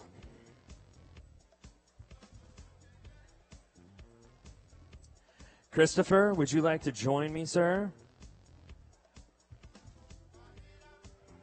Christopher Openhuis has been over at the Brewers Cup, announcing over there. I know there wasn't a lot of live stream, so you're a new face on the camera. This is Christopher. He's with Halfwit. Thank you. Thank you, Joseph. Platinum sponsor. Thank you for the sponsorship. Thanks for having us. It's been a pleasure. So first off, there's some thank yous we'd like to say for the Brewers Cup sponsors. The title sponsor is Bonavita. Bonavita is an Espresso Supply Incorporated brand based in Seattle. Espresso Supply has been a leader in the specialty coffee industry for 20 years and a loyal sponsor to the Barista competitions. And they had a really cool booth where my kids were coloring and stickering and tattooing themselves. It was a blast. This was a very community-focused event, and it was... That's right. Thank you to Bonavita for that. They're the title sponsor for the Brewers Cup, and Espresso Supply, we welcome you back and for another year of competitions, and thank you for Bonavita. The grinder sponsor of the 2014 Brewers Cup, Big Central, Mel Koenig. Our national sponsors this year are Wilbur Curtis, True Brew, and Bun. The official smallware sponsor is Espresso Supply. Trophies made by Reg Barber. And the prize sponsor this year is Barista. There's a couple of very, very big thank yous. First off to the volunteers this year. Everybody who's volunteered, let's give them a big round of applause. If you volunteered this week as a judge or as a busser or anything like that, you included world champion Pete Licata, stand up. I would love to recognize you. Stand up if you were a sponsor or a volunteer in any way. Without you all, this would not happen. This would not happen. Yeah, Pete.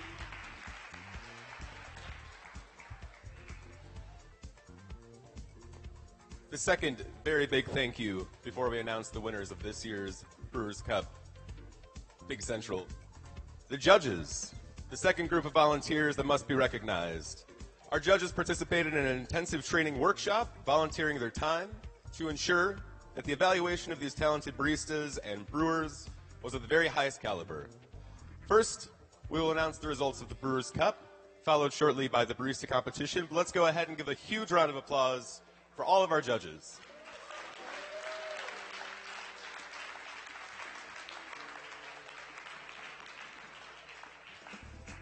At this time, I would like to begin by recognizing all of this year's Brewers Cup finalists Competitors, when you hear your name, please join me on stage. We'll do the North Central here to my right, your left, and the South Central on this side. From the North Central, Daniel Bosman, Mars Cafe of Des Moines, Iowa. Come on up. Yep. George Burnett of Intelligentsia Coffee in Chicago, Illinois. John Mook, Passion House Coffee Roasters, Chicago, Illinois. Zach Althouse, Goshen Coffee, Edwardsville, Illinois. Derek Craig, Anthology Coffee in Detroit, Michigan. And Trevor Groon of Kickapoo Coffee in Viroqua, Wisconsin.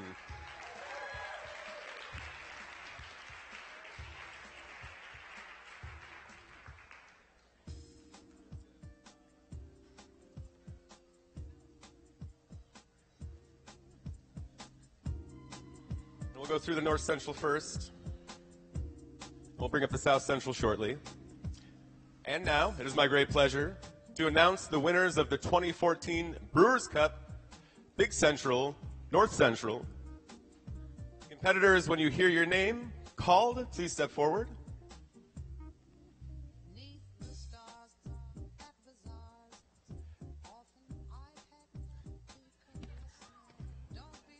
are new cue cards to me, so. In 6th place, Daniel Bosman, Mars Cafe of Des Moines, Iowa. Yeah, Daniel. And I believe Daniel may have had to leave early, but he's here with us in spirit. And he did a fantastic job yesterday. In 5th place, Derek Craig, Anthology Coffee, Detroit, Michigan.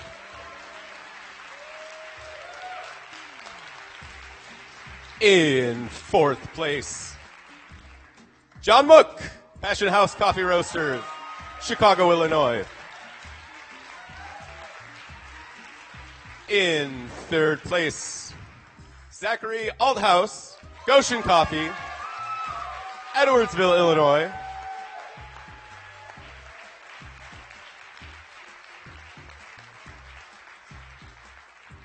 Second place, Trevor Groon, Kickapoo Coffee, Viroqua, Wisconsin, which leaves your North Central Brewers Cup champion 2014, George Burnett of Intelligentsia Coffee, Chicago, Illinois.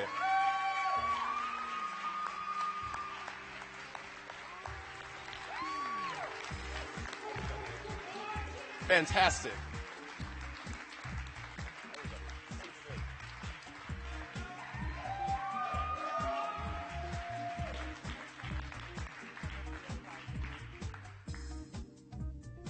Gonna get a photo of you guys real fast. Smile pretty for the cameras.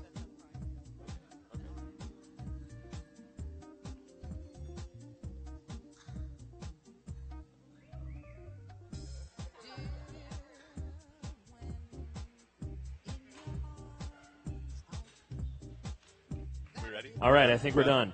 Let's get it. That looks I great. think we're done. All right, please.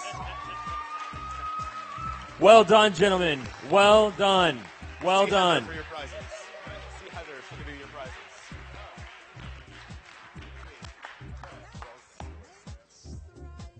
Excellent. At this time, I would like to call up the South Central Brewers Cup finalists to the stage. In no particular order, Kevin Reddy, Blueprint Coffee of St. Louis, Missouri. Tony Auger, Caldy's Coffee, St. Louis, Missouri. Robert Reagan, Palace Coffee Company of Canyon, Texas. Dean Calivrosis, Parisi Coffee in Kansas City, Missouri. Andrew McCaslin, also of Palace Coffee, Canyon, Texas. And Lorenzo Perkins of Cuvée Coffee, Austin, Texas. Another handsome group of dudes.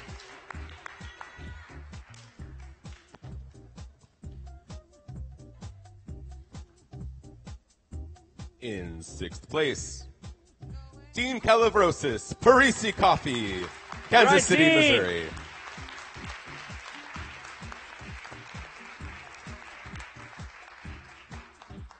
And of course, when I announce your name, please step forward, as you did so kindly, Dean. Thank you. In 5th place, Robert Reagan, Palace Coffee of Canyon, Well Texas. done, Robert.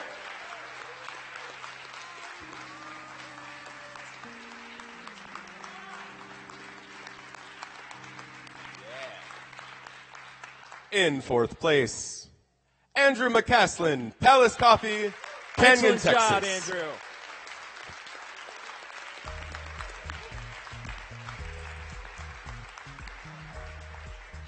Third place, Kevin Reddy, Blueprint Coffee. All right, Kevin.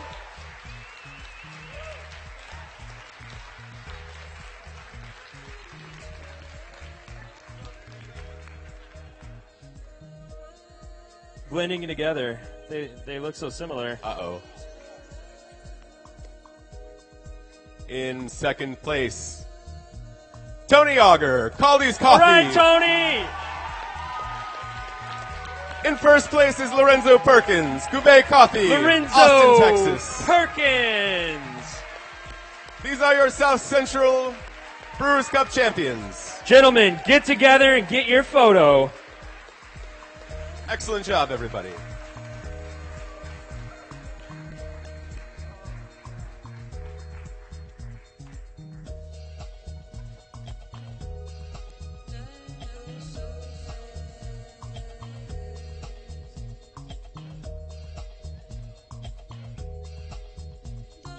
It's a lot of man right there. A lot of man.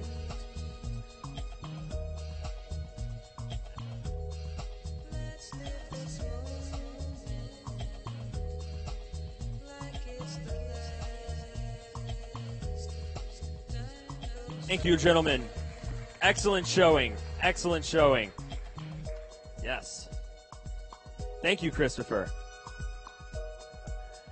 So here, before we have the announcements for the regional Barista Championships, we're going to take a couple of minutes to talk about a couple of things. One thing that I wanted to say while we've got everybody's attention is all of these baristas, the people that are brewing coffee in the brewers competition, the people that are pulling shots in the barista competition, these men and women have worked tirelessly, hours of volunteer time with company support behind them. This is no easy task, just to stand up here under the lights while people are watching you, watching your every move, keeping score on something that you normally do out of love. You're now being scored on it under the lights. It's intense. So I think that every barista that has competed this weekend, I want to see you stand up, and we just want to say thank you for coming out and making this possible. You guys are rock stars. No matter how this shakes out, you guys are leading the industry. You're the reason we've all come out here. You're the reason that we're putting this event on. You're our connection to the customer. Thank you. At this time, I'm going to have my really good bud, Noah Namowitz from Cafe Imports, come up and join me. So Noah, Cafe Imports has had a tradition over the past few years of bringing baristas to Origin. And I would love for you to share about this year and why you guys do this, why we do this. Yeah, so I know everyone's really excited to hear about the winners, but I'll just ask everyone that's here from Cafe Imports if you guys could come on up. Adrian, Gabe, Dan, give them a round of applause. Come on up. There you go. Molly. Carissa, you here? So guys, you may have seen people running around this weekend. This is our team. These are the people you maybe talk on the phone with. Obviously, a lot of our customers are here. So we just want to say thank you guys for coming out. Right now, we sort of have mentioned this, but we feel like our team is probably the best it's ever been. And it's really due to these people that were able to put on events like this. A few years ago, we brought up the idea of doing the Origin Trip sponsorship. So for those of you guys that don't know, as of actually this is the 4th year, but 3 years ago, Baristas basically now, in addition to winning and getting to go to nationals, also get an opportunity to travel with us to a coffee-producing country. So we started in Brazil, then we went to Costa Rica. Next month we're going to Kenya, and then now we've announced that next year we're going to be going to Ecuador, which is pretty awesome. So yeah, really excited about that. So we just want to say thank you guys. We support Baristas. It's been said over and over again, but on our side, on the green side, we do a lot of work to get coffee to market that's really delicious and really great. But ultimately, it's up to the barista to make sure that that journey is honored, right? And that the coffee tastes delicious to our customers. So empowering those ambassadors in our industry is our number one goal. So thank you guys for competing. Thank you from Cafe Imports for coming out here. And we can't wait to see who's coming along with us. So good luck, baristas. That's it. Thank you, Noah. Thank you, Cafe Imports. Thank you, Cafe Imports, for my paycheck. They sponsor my paycheck. Yeah, another cool thing about that is I know a lot of coffee professionals here in the United States always want to go to the mystical land of origin, that magical place. But those people that are professionals down there that are growing the coffee, they want to make that pilgrimage just as much as you do. So by bringing baristas down, we can tie those two ends of the chain together. And that's a really cool opportunity. We appreciate you all wanting to be part of that and striving for that. So we're going to take just a second here. Let me go check on how we're doing. I'll be right back.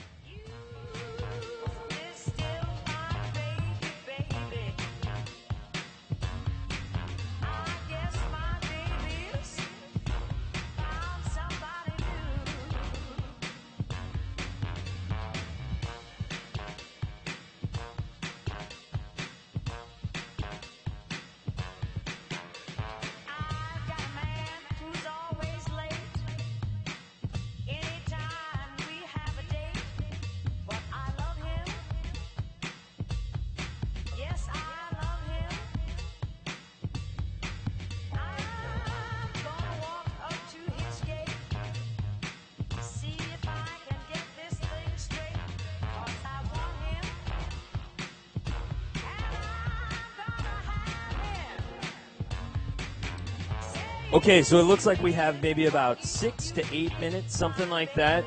I know that's going to feel like an eternity to wait, but it'll be worth it.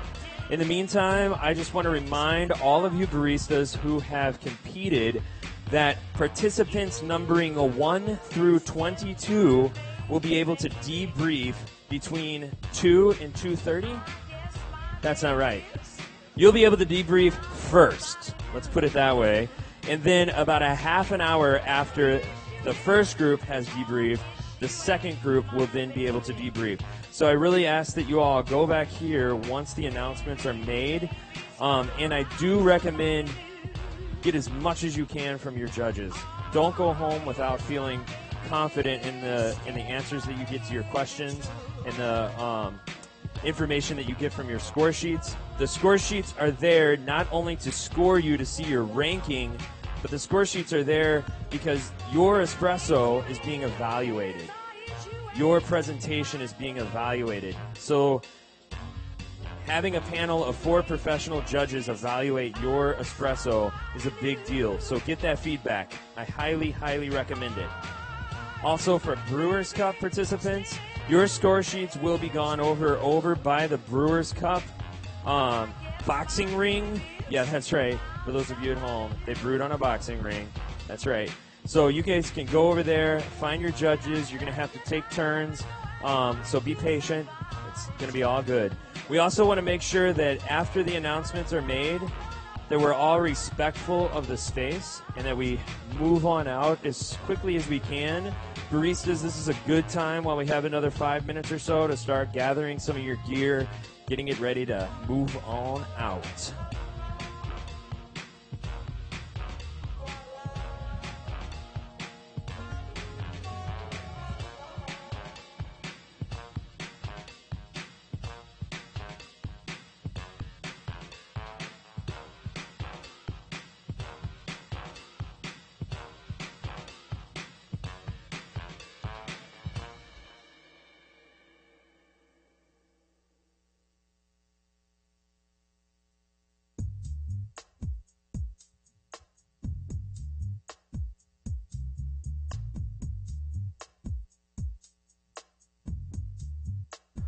Look at that beautiful Nuova Simonelli. Wow. Is this the Aurelia 2? It's the Aurelia 2 T3. The Aurelia 2 T3. That is a beautiful piece of equipment. Look at that Malconic grinder, that K30 Vario. Smooth to the touch. Super operational. Ben is breaking this down as we speak. He's been here tirelessly setting up, breaking it down. When is your plane lift off today? 7 p.m. 7 p.m. What time is it now? It's 3 o'clock. He's going to be breaking this all down. No problem. We're good. David's over here working tirelessly as well, draining the machines, keeping them shiny. Nuova Simonelli, we love you guys. Thank you so much for the sponsorship. Malconic Grinders, we love you guys too. Beautiful, beautiful grinders. It's like a rock show over there. Steam flying.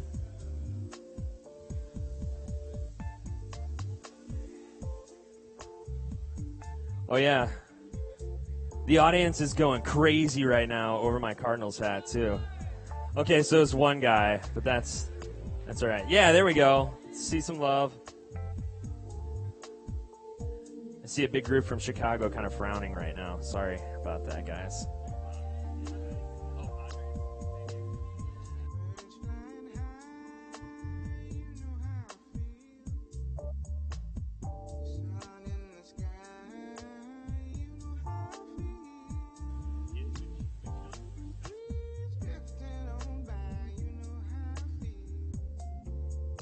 Brewers Cup finalist. Those of you that just were up here from the Brewers Cup, you got a bunch of prizes over here. If you have not collected those prizes, first through third, come and get your prizes. Sorry, fourth through sixth.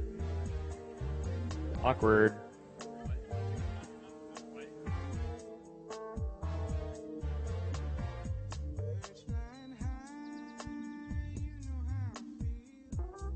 All right, 4th through 6th did get prizes, but they already got their prizes. Little miscommunication on my part.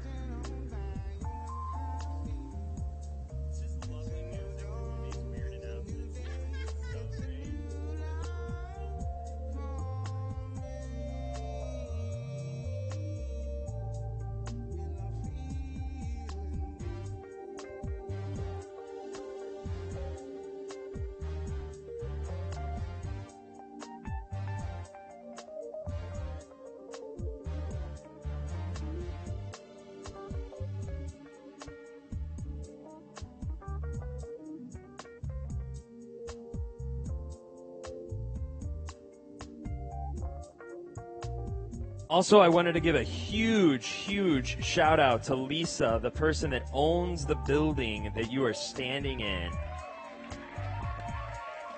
Thank you so much for making this building available, for closing down your gym to allow all these baristas to feel cool in your space. This space is so awesome. It's so beautiful. If you guys want to see some major awards, go back there. Check out what Lisa's been up to. She is the real deal. She would destroy me in a fight. Destroy me in a fight. Also, of course, Leatherworks, Forage, Greenwich Vintage, Red Wings. I mean, come on. You guys have been so awesome. Your products are so beautiful. Leatherworks giving those suspenders away again to the barista competitors. First prize for each regional. They're going to get leather suspenders. They're gorgeous suspenders. I personally tried on every pair. No, I haven't.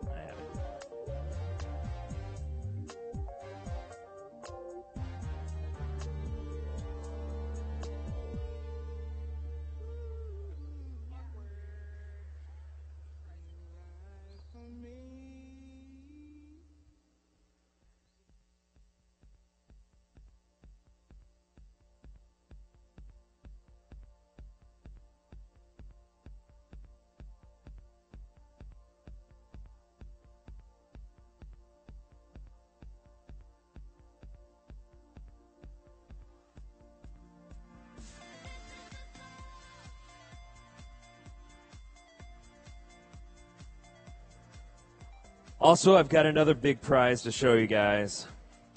Another Minnesota piece of craftsmanship. This is the Duluth Pack. Black Blue is a really cool clothing store over in St. Paul. They collaborated with Duluth Pack to make these spiffy packs. And these are going to be given away to the Barista competitors.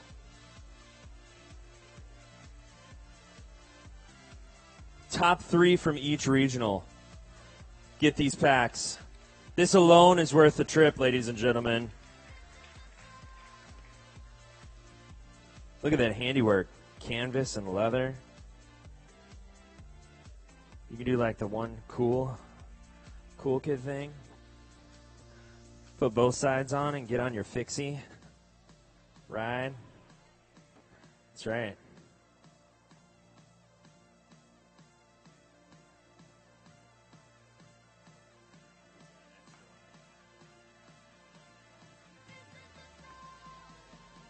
I see some really cool socks also over there from Peace Coffee. Those are hot from the sock guy. Oddly correct. Posters.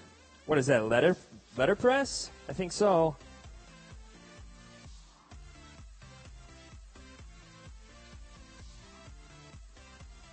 Got some espresso parts, mugs, coasters.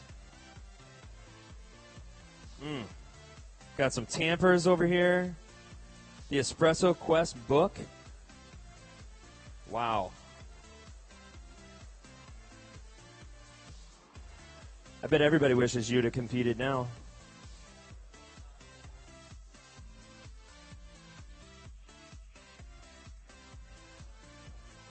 The handcrafted Reg Barber trophies.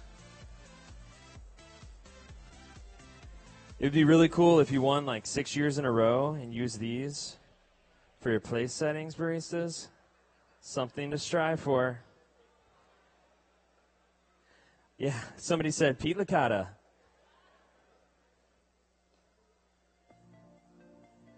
Judges, I would like to serve you on my trophies.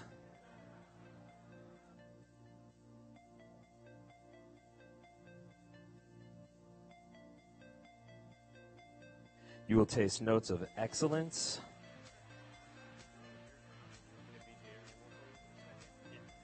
Trevor's going to save me from drowning. Thank you, Trevor Corlett. I didn't want to listen to that anymore. So, and I'm sure you really wanted to listen to me. But just to take a quick second on behalf of the Barista Guild of America, I just want to thank everybody that came out this weekend, for all the baristas that competed and showed your professionalism representing our industry, for all the roasters that donated coffee and baristas for the BJ Cafe. You guys got all that free coffee this weekend. How about that, huh? That was good stuff. And the only other thing I'll say is the next competition is the Big East, and it's being held in Durham, North Carolina on January 17th. So I'm pretty excited about that, but that's me. So that's all I got. And look for how much should I tell? Look for a surprisingly third barista camp coming up this spring. Details to come. Wow. Save me from drowning and then drop a bomb like that without any information. Whoa, breaking news with nothing to go with it. Third barista camp. Mysterious, intriguing. More info to follow.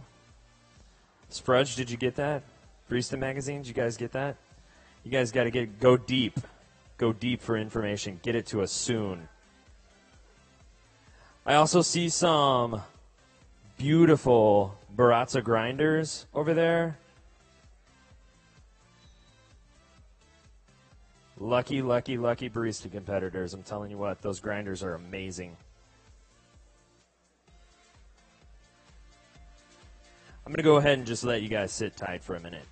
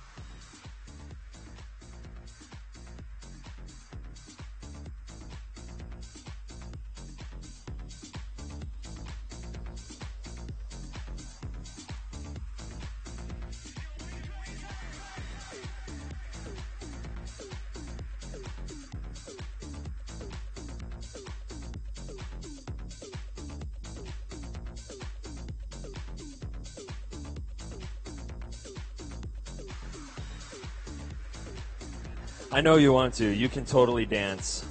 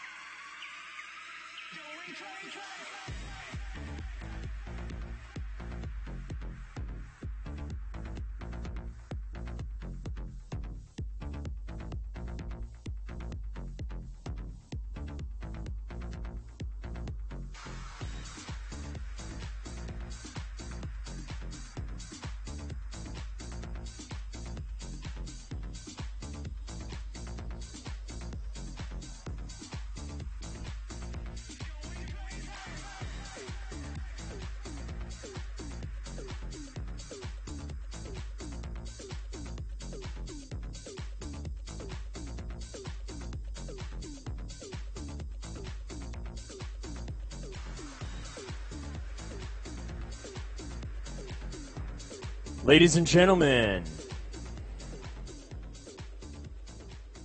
I have some results.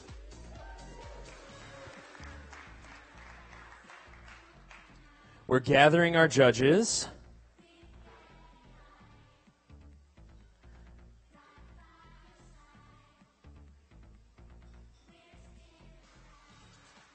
Head judges, if you would all like to come up here, join me.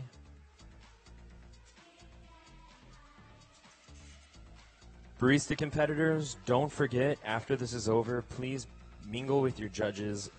Go over your score sheets, okay?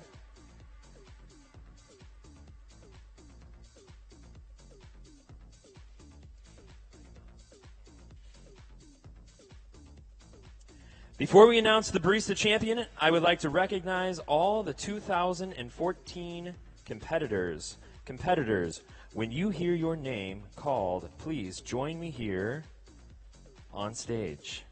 We are going to start with the South Central Regional Barista competitors. As you come up, please grab your certificate and walk all the way down because there's a whole bunch of you. All right? Our first competitor, Andrea Allen. Andrea, sorry, I pronounced that wrong. Andrea.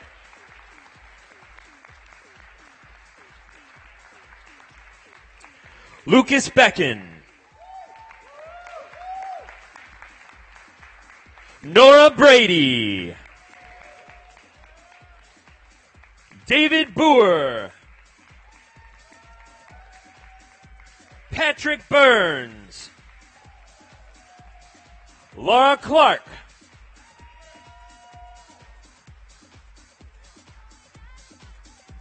David Bassman. Mike Marquard.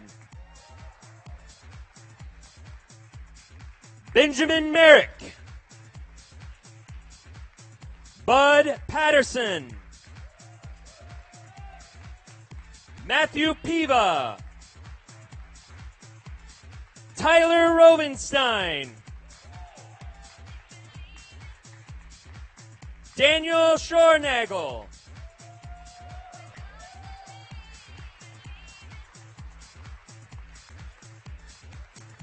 Simeon Bricker. Andrew McCaslin. Lorenzo Perkins.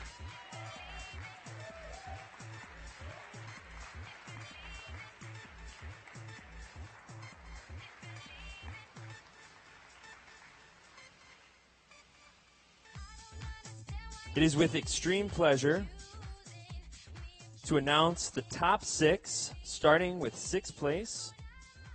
Don't forget, 2nd place usually doesn't get a giant round of applause. We want to definitely honor that person. Okay, it's usually tough. And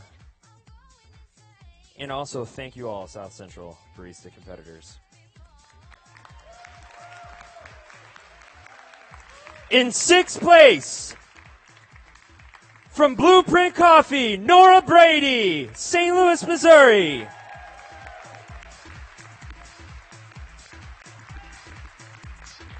In 5th place, Blacksmith Coffee's David Boer from Houston, Texas.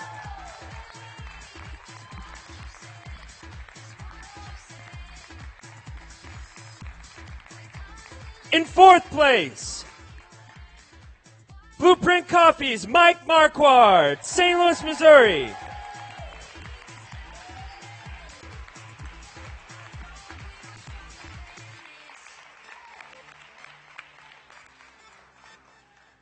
In 3rd place, from Canyon, Texas, Palace Coffee Company's Patrick Burns.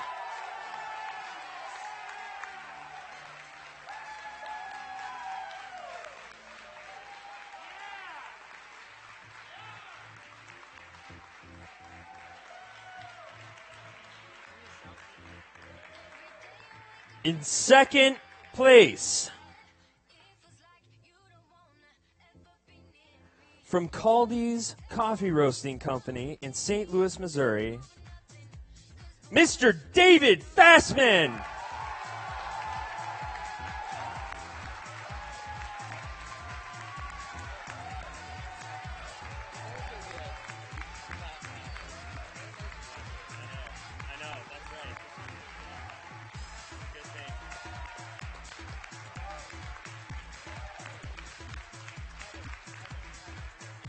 It is my distinct honor to recognize the 1st place in the South Central Regional Barista Championship from Kansas City, Missouri,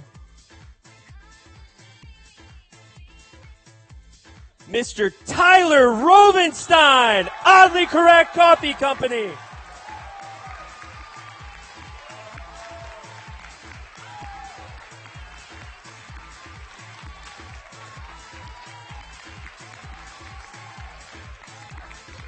I would like for those of you in the top 6 to step forward and get your photo.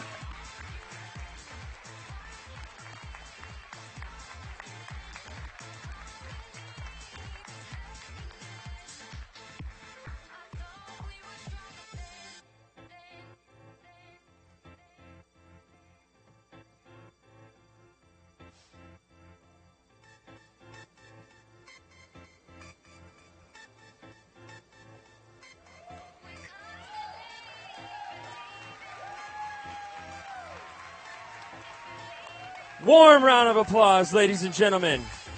These men and women have worked so hard. So hard. Years of barista competition standing in front of you. Thank you, South Central Regional finalists. Okay. Tyler, well done, my friend. Well done. So now, for you in the North Central region, the region we stand in today.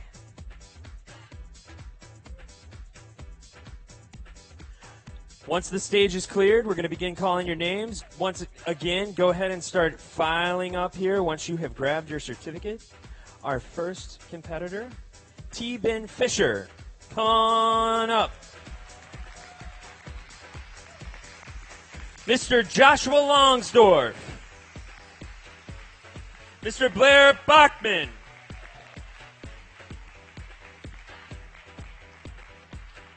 Ms. Lindsay Bailey.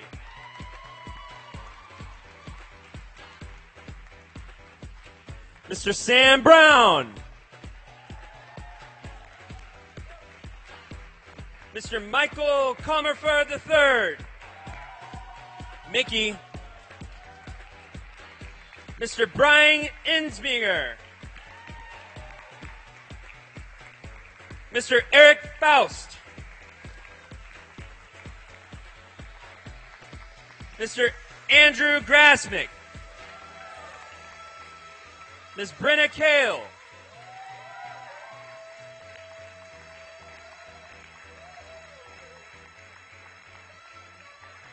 Mr. Brian Kegley.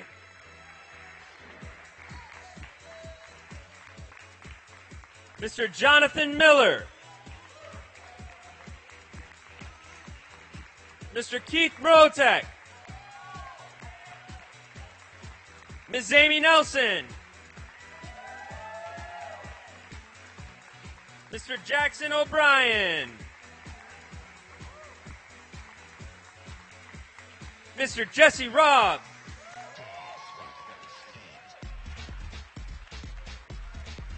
Mr. Steve Replogle. Mr. Matthew Scott.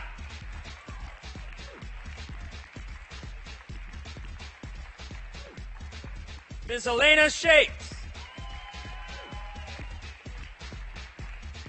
Ms. Shannon Steele Knuckles.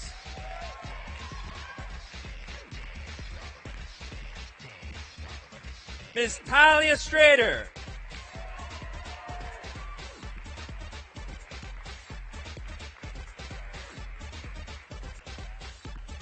Mr. Josh Taves.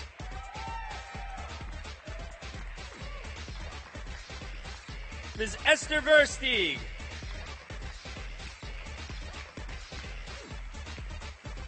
Mr. Josh Wismans.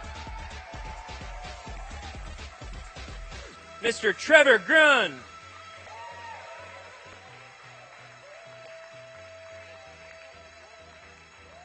These are your North Central Regional Barista competitors. Mr. Jordan Hubrid. Sorry, Jordan.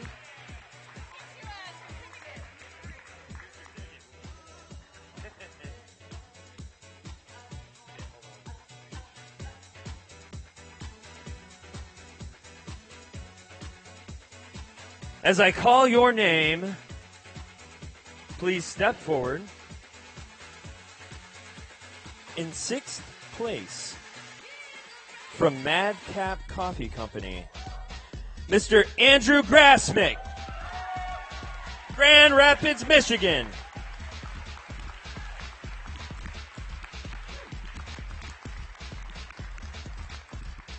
In 5th place, not in both places, Mr. Sam Brown, Stone Creek Coffee Company, Milwaukee, Wisconsin.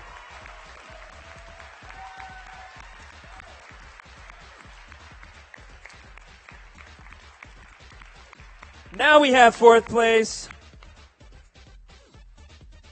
from Chicago, Illinois. Talia Strader, Bow Trust Coffee Roasters.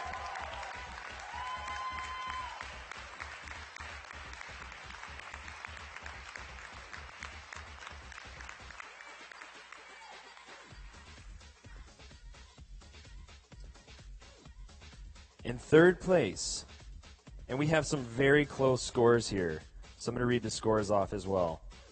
With a score of 571.5 from Minneapolis, Minnesota, Dogwood Coffee Company, Mr. Josh Taves.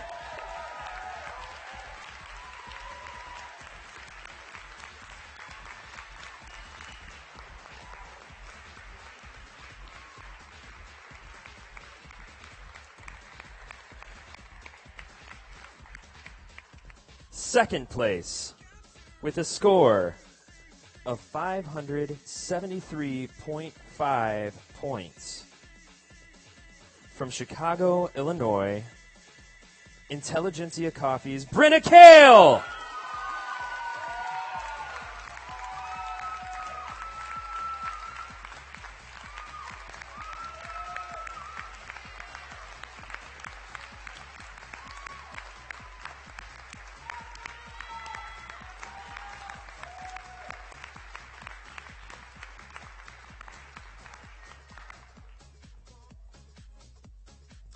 first place with a score of 574 points.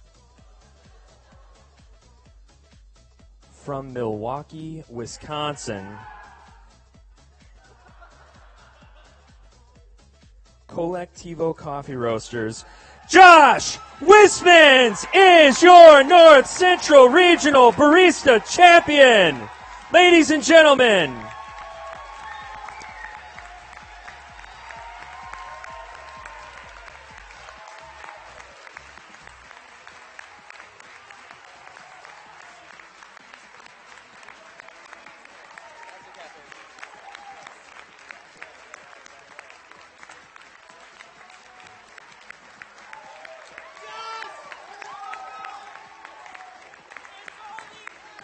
these are your top 6 North Central Regional Barista competitors, ladies and gentlemen.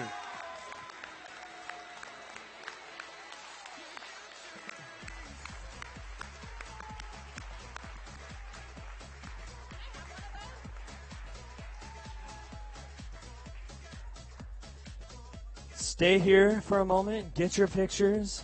Those of you who are in the top 6. Everybody else, please speak to your judges.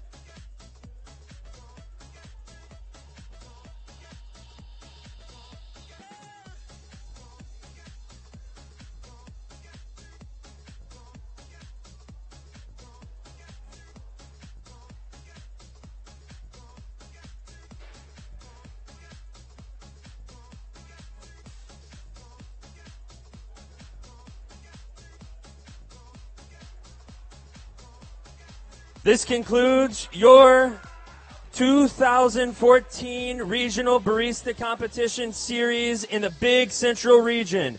Thank you so much to our sponsors. Have a lovely evening. We'll see you next year. Judges, please report to your barista section for calibration, breakdowns, deliberation.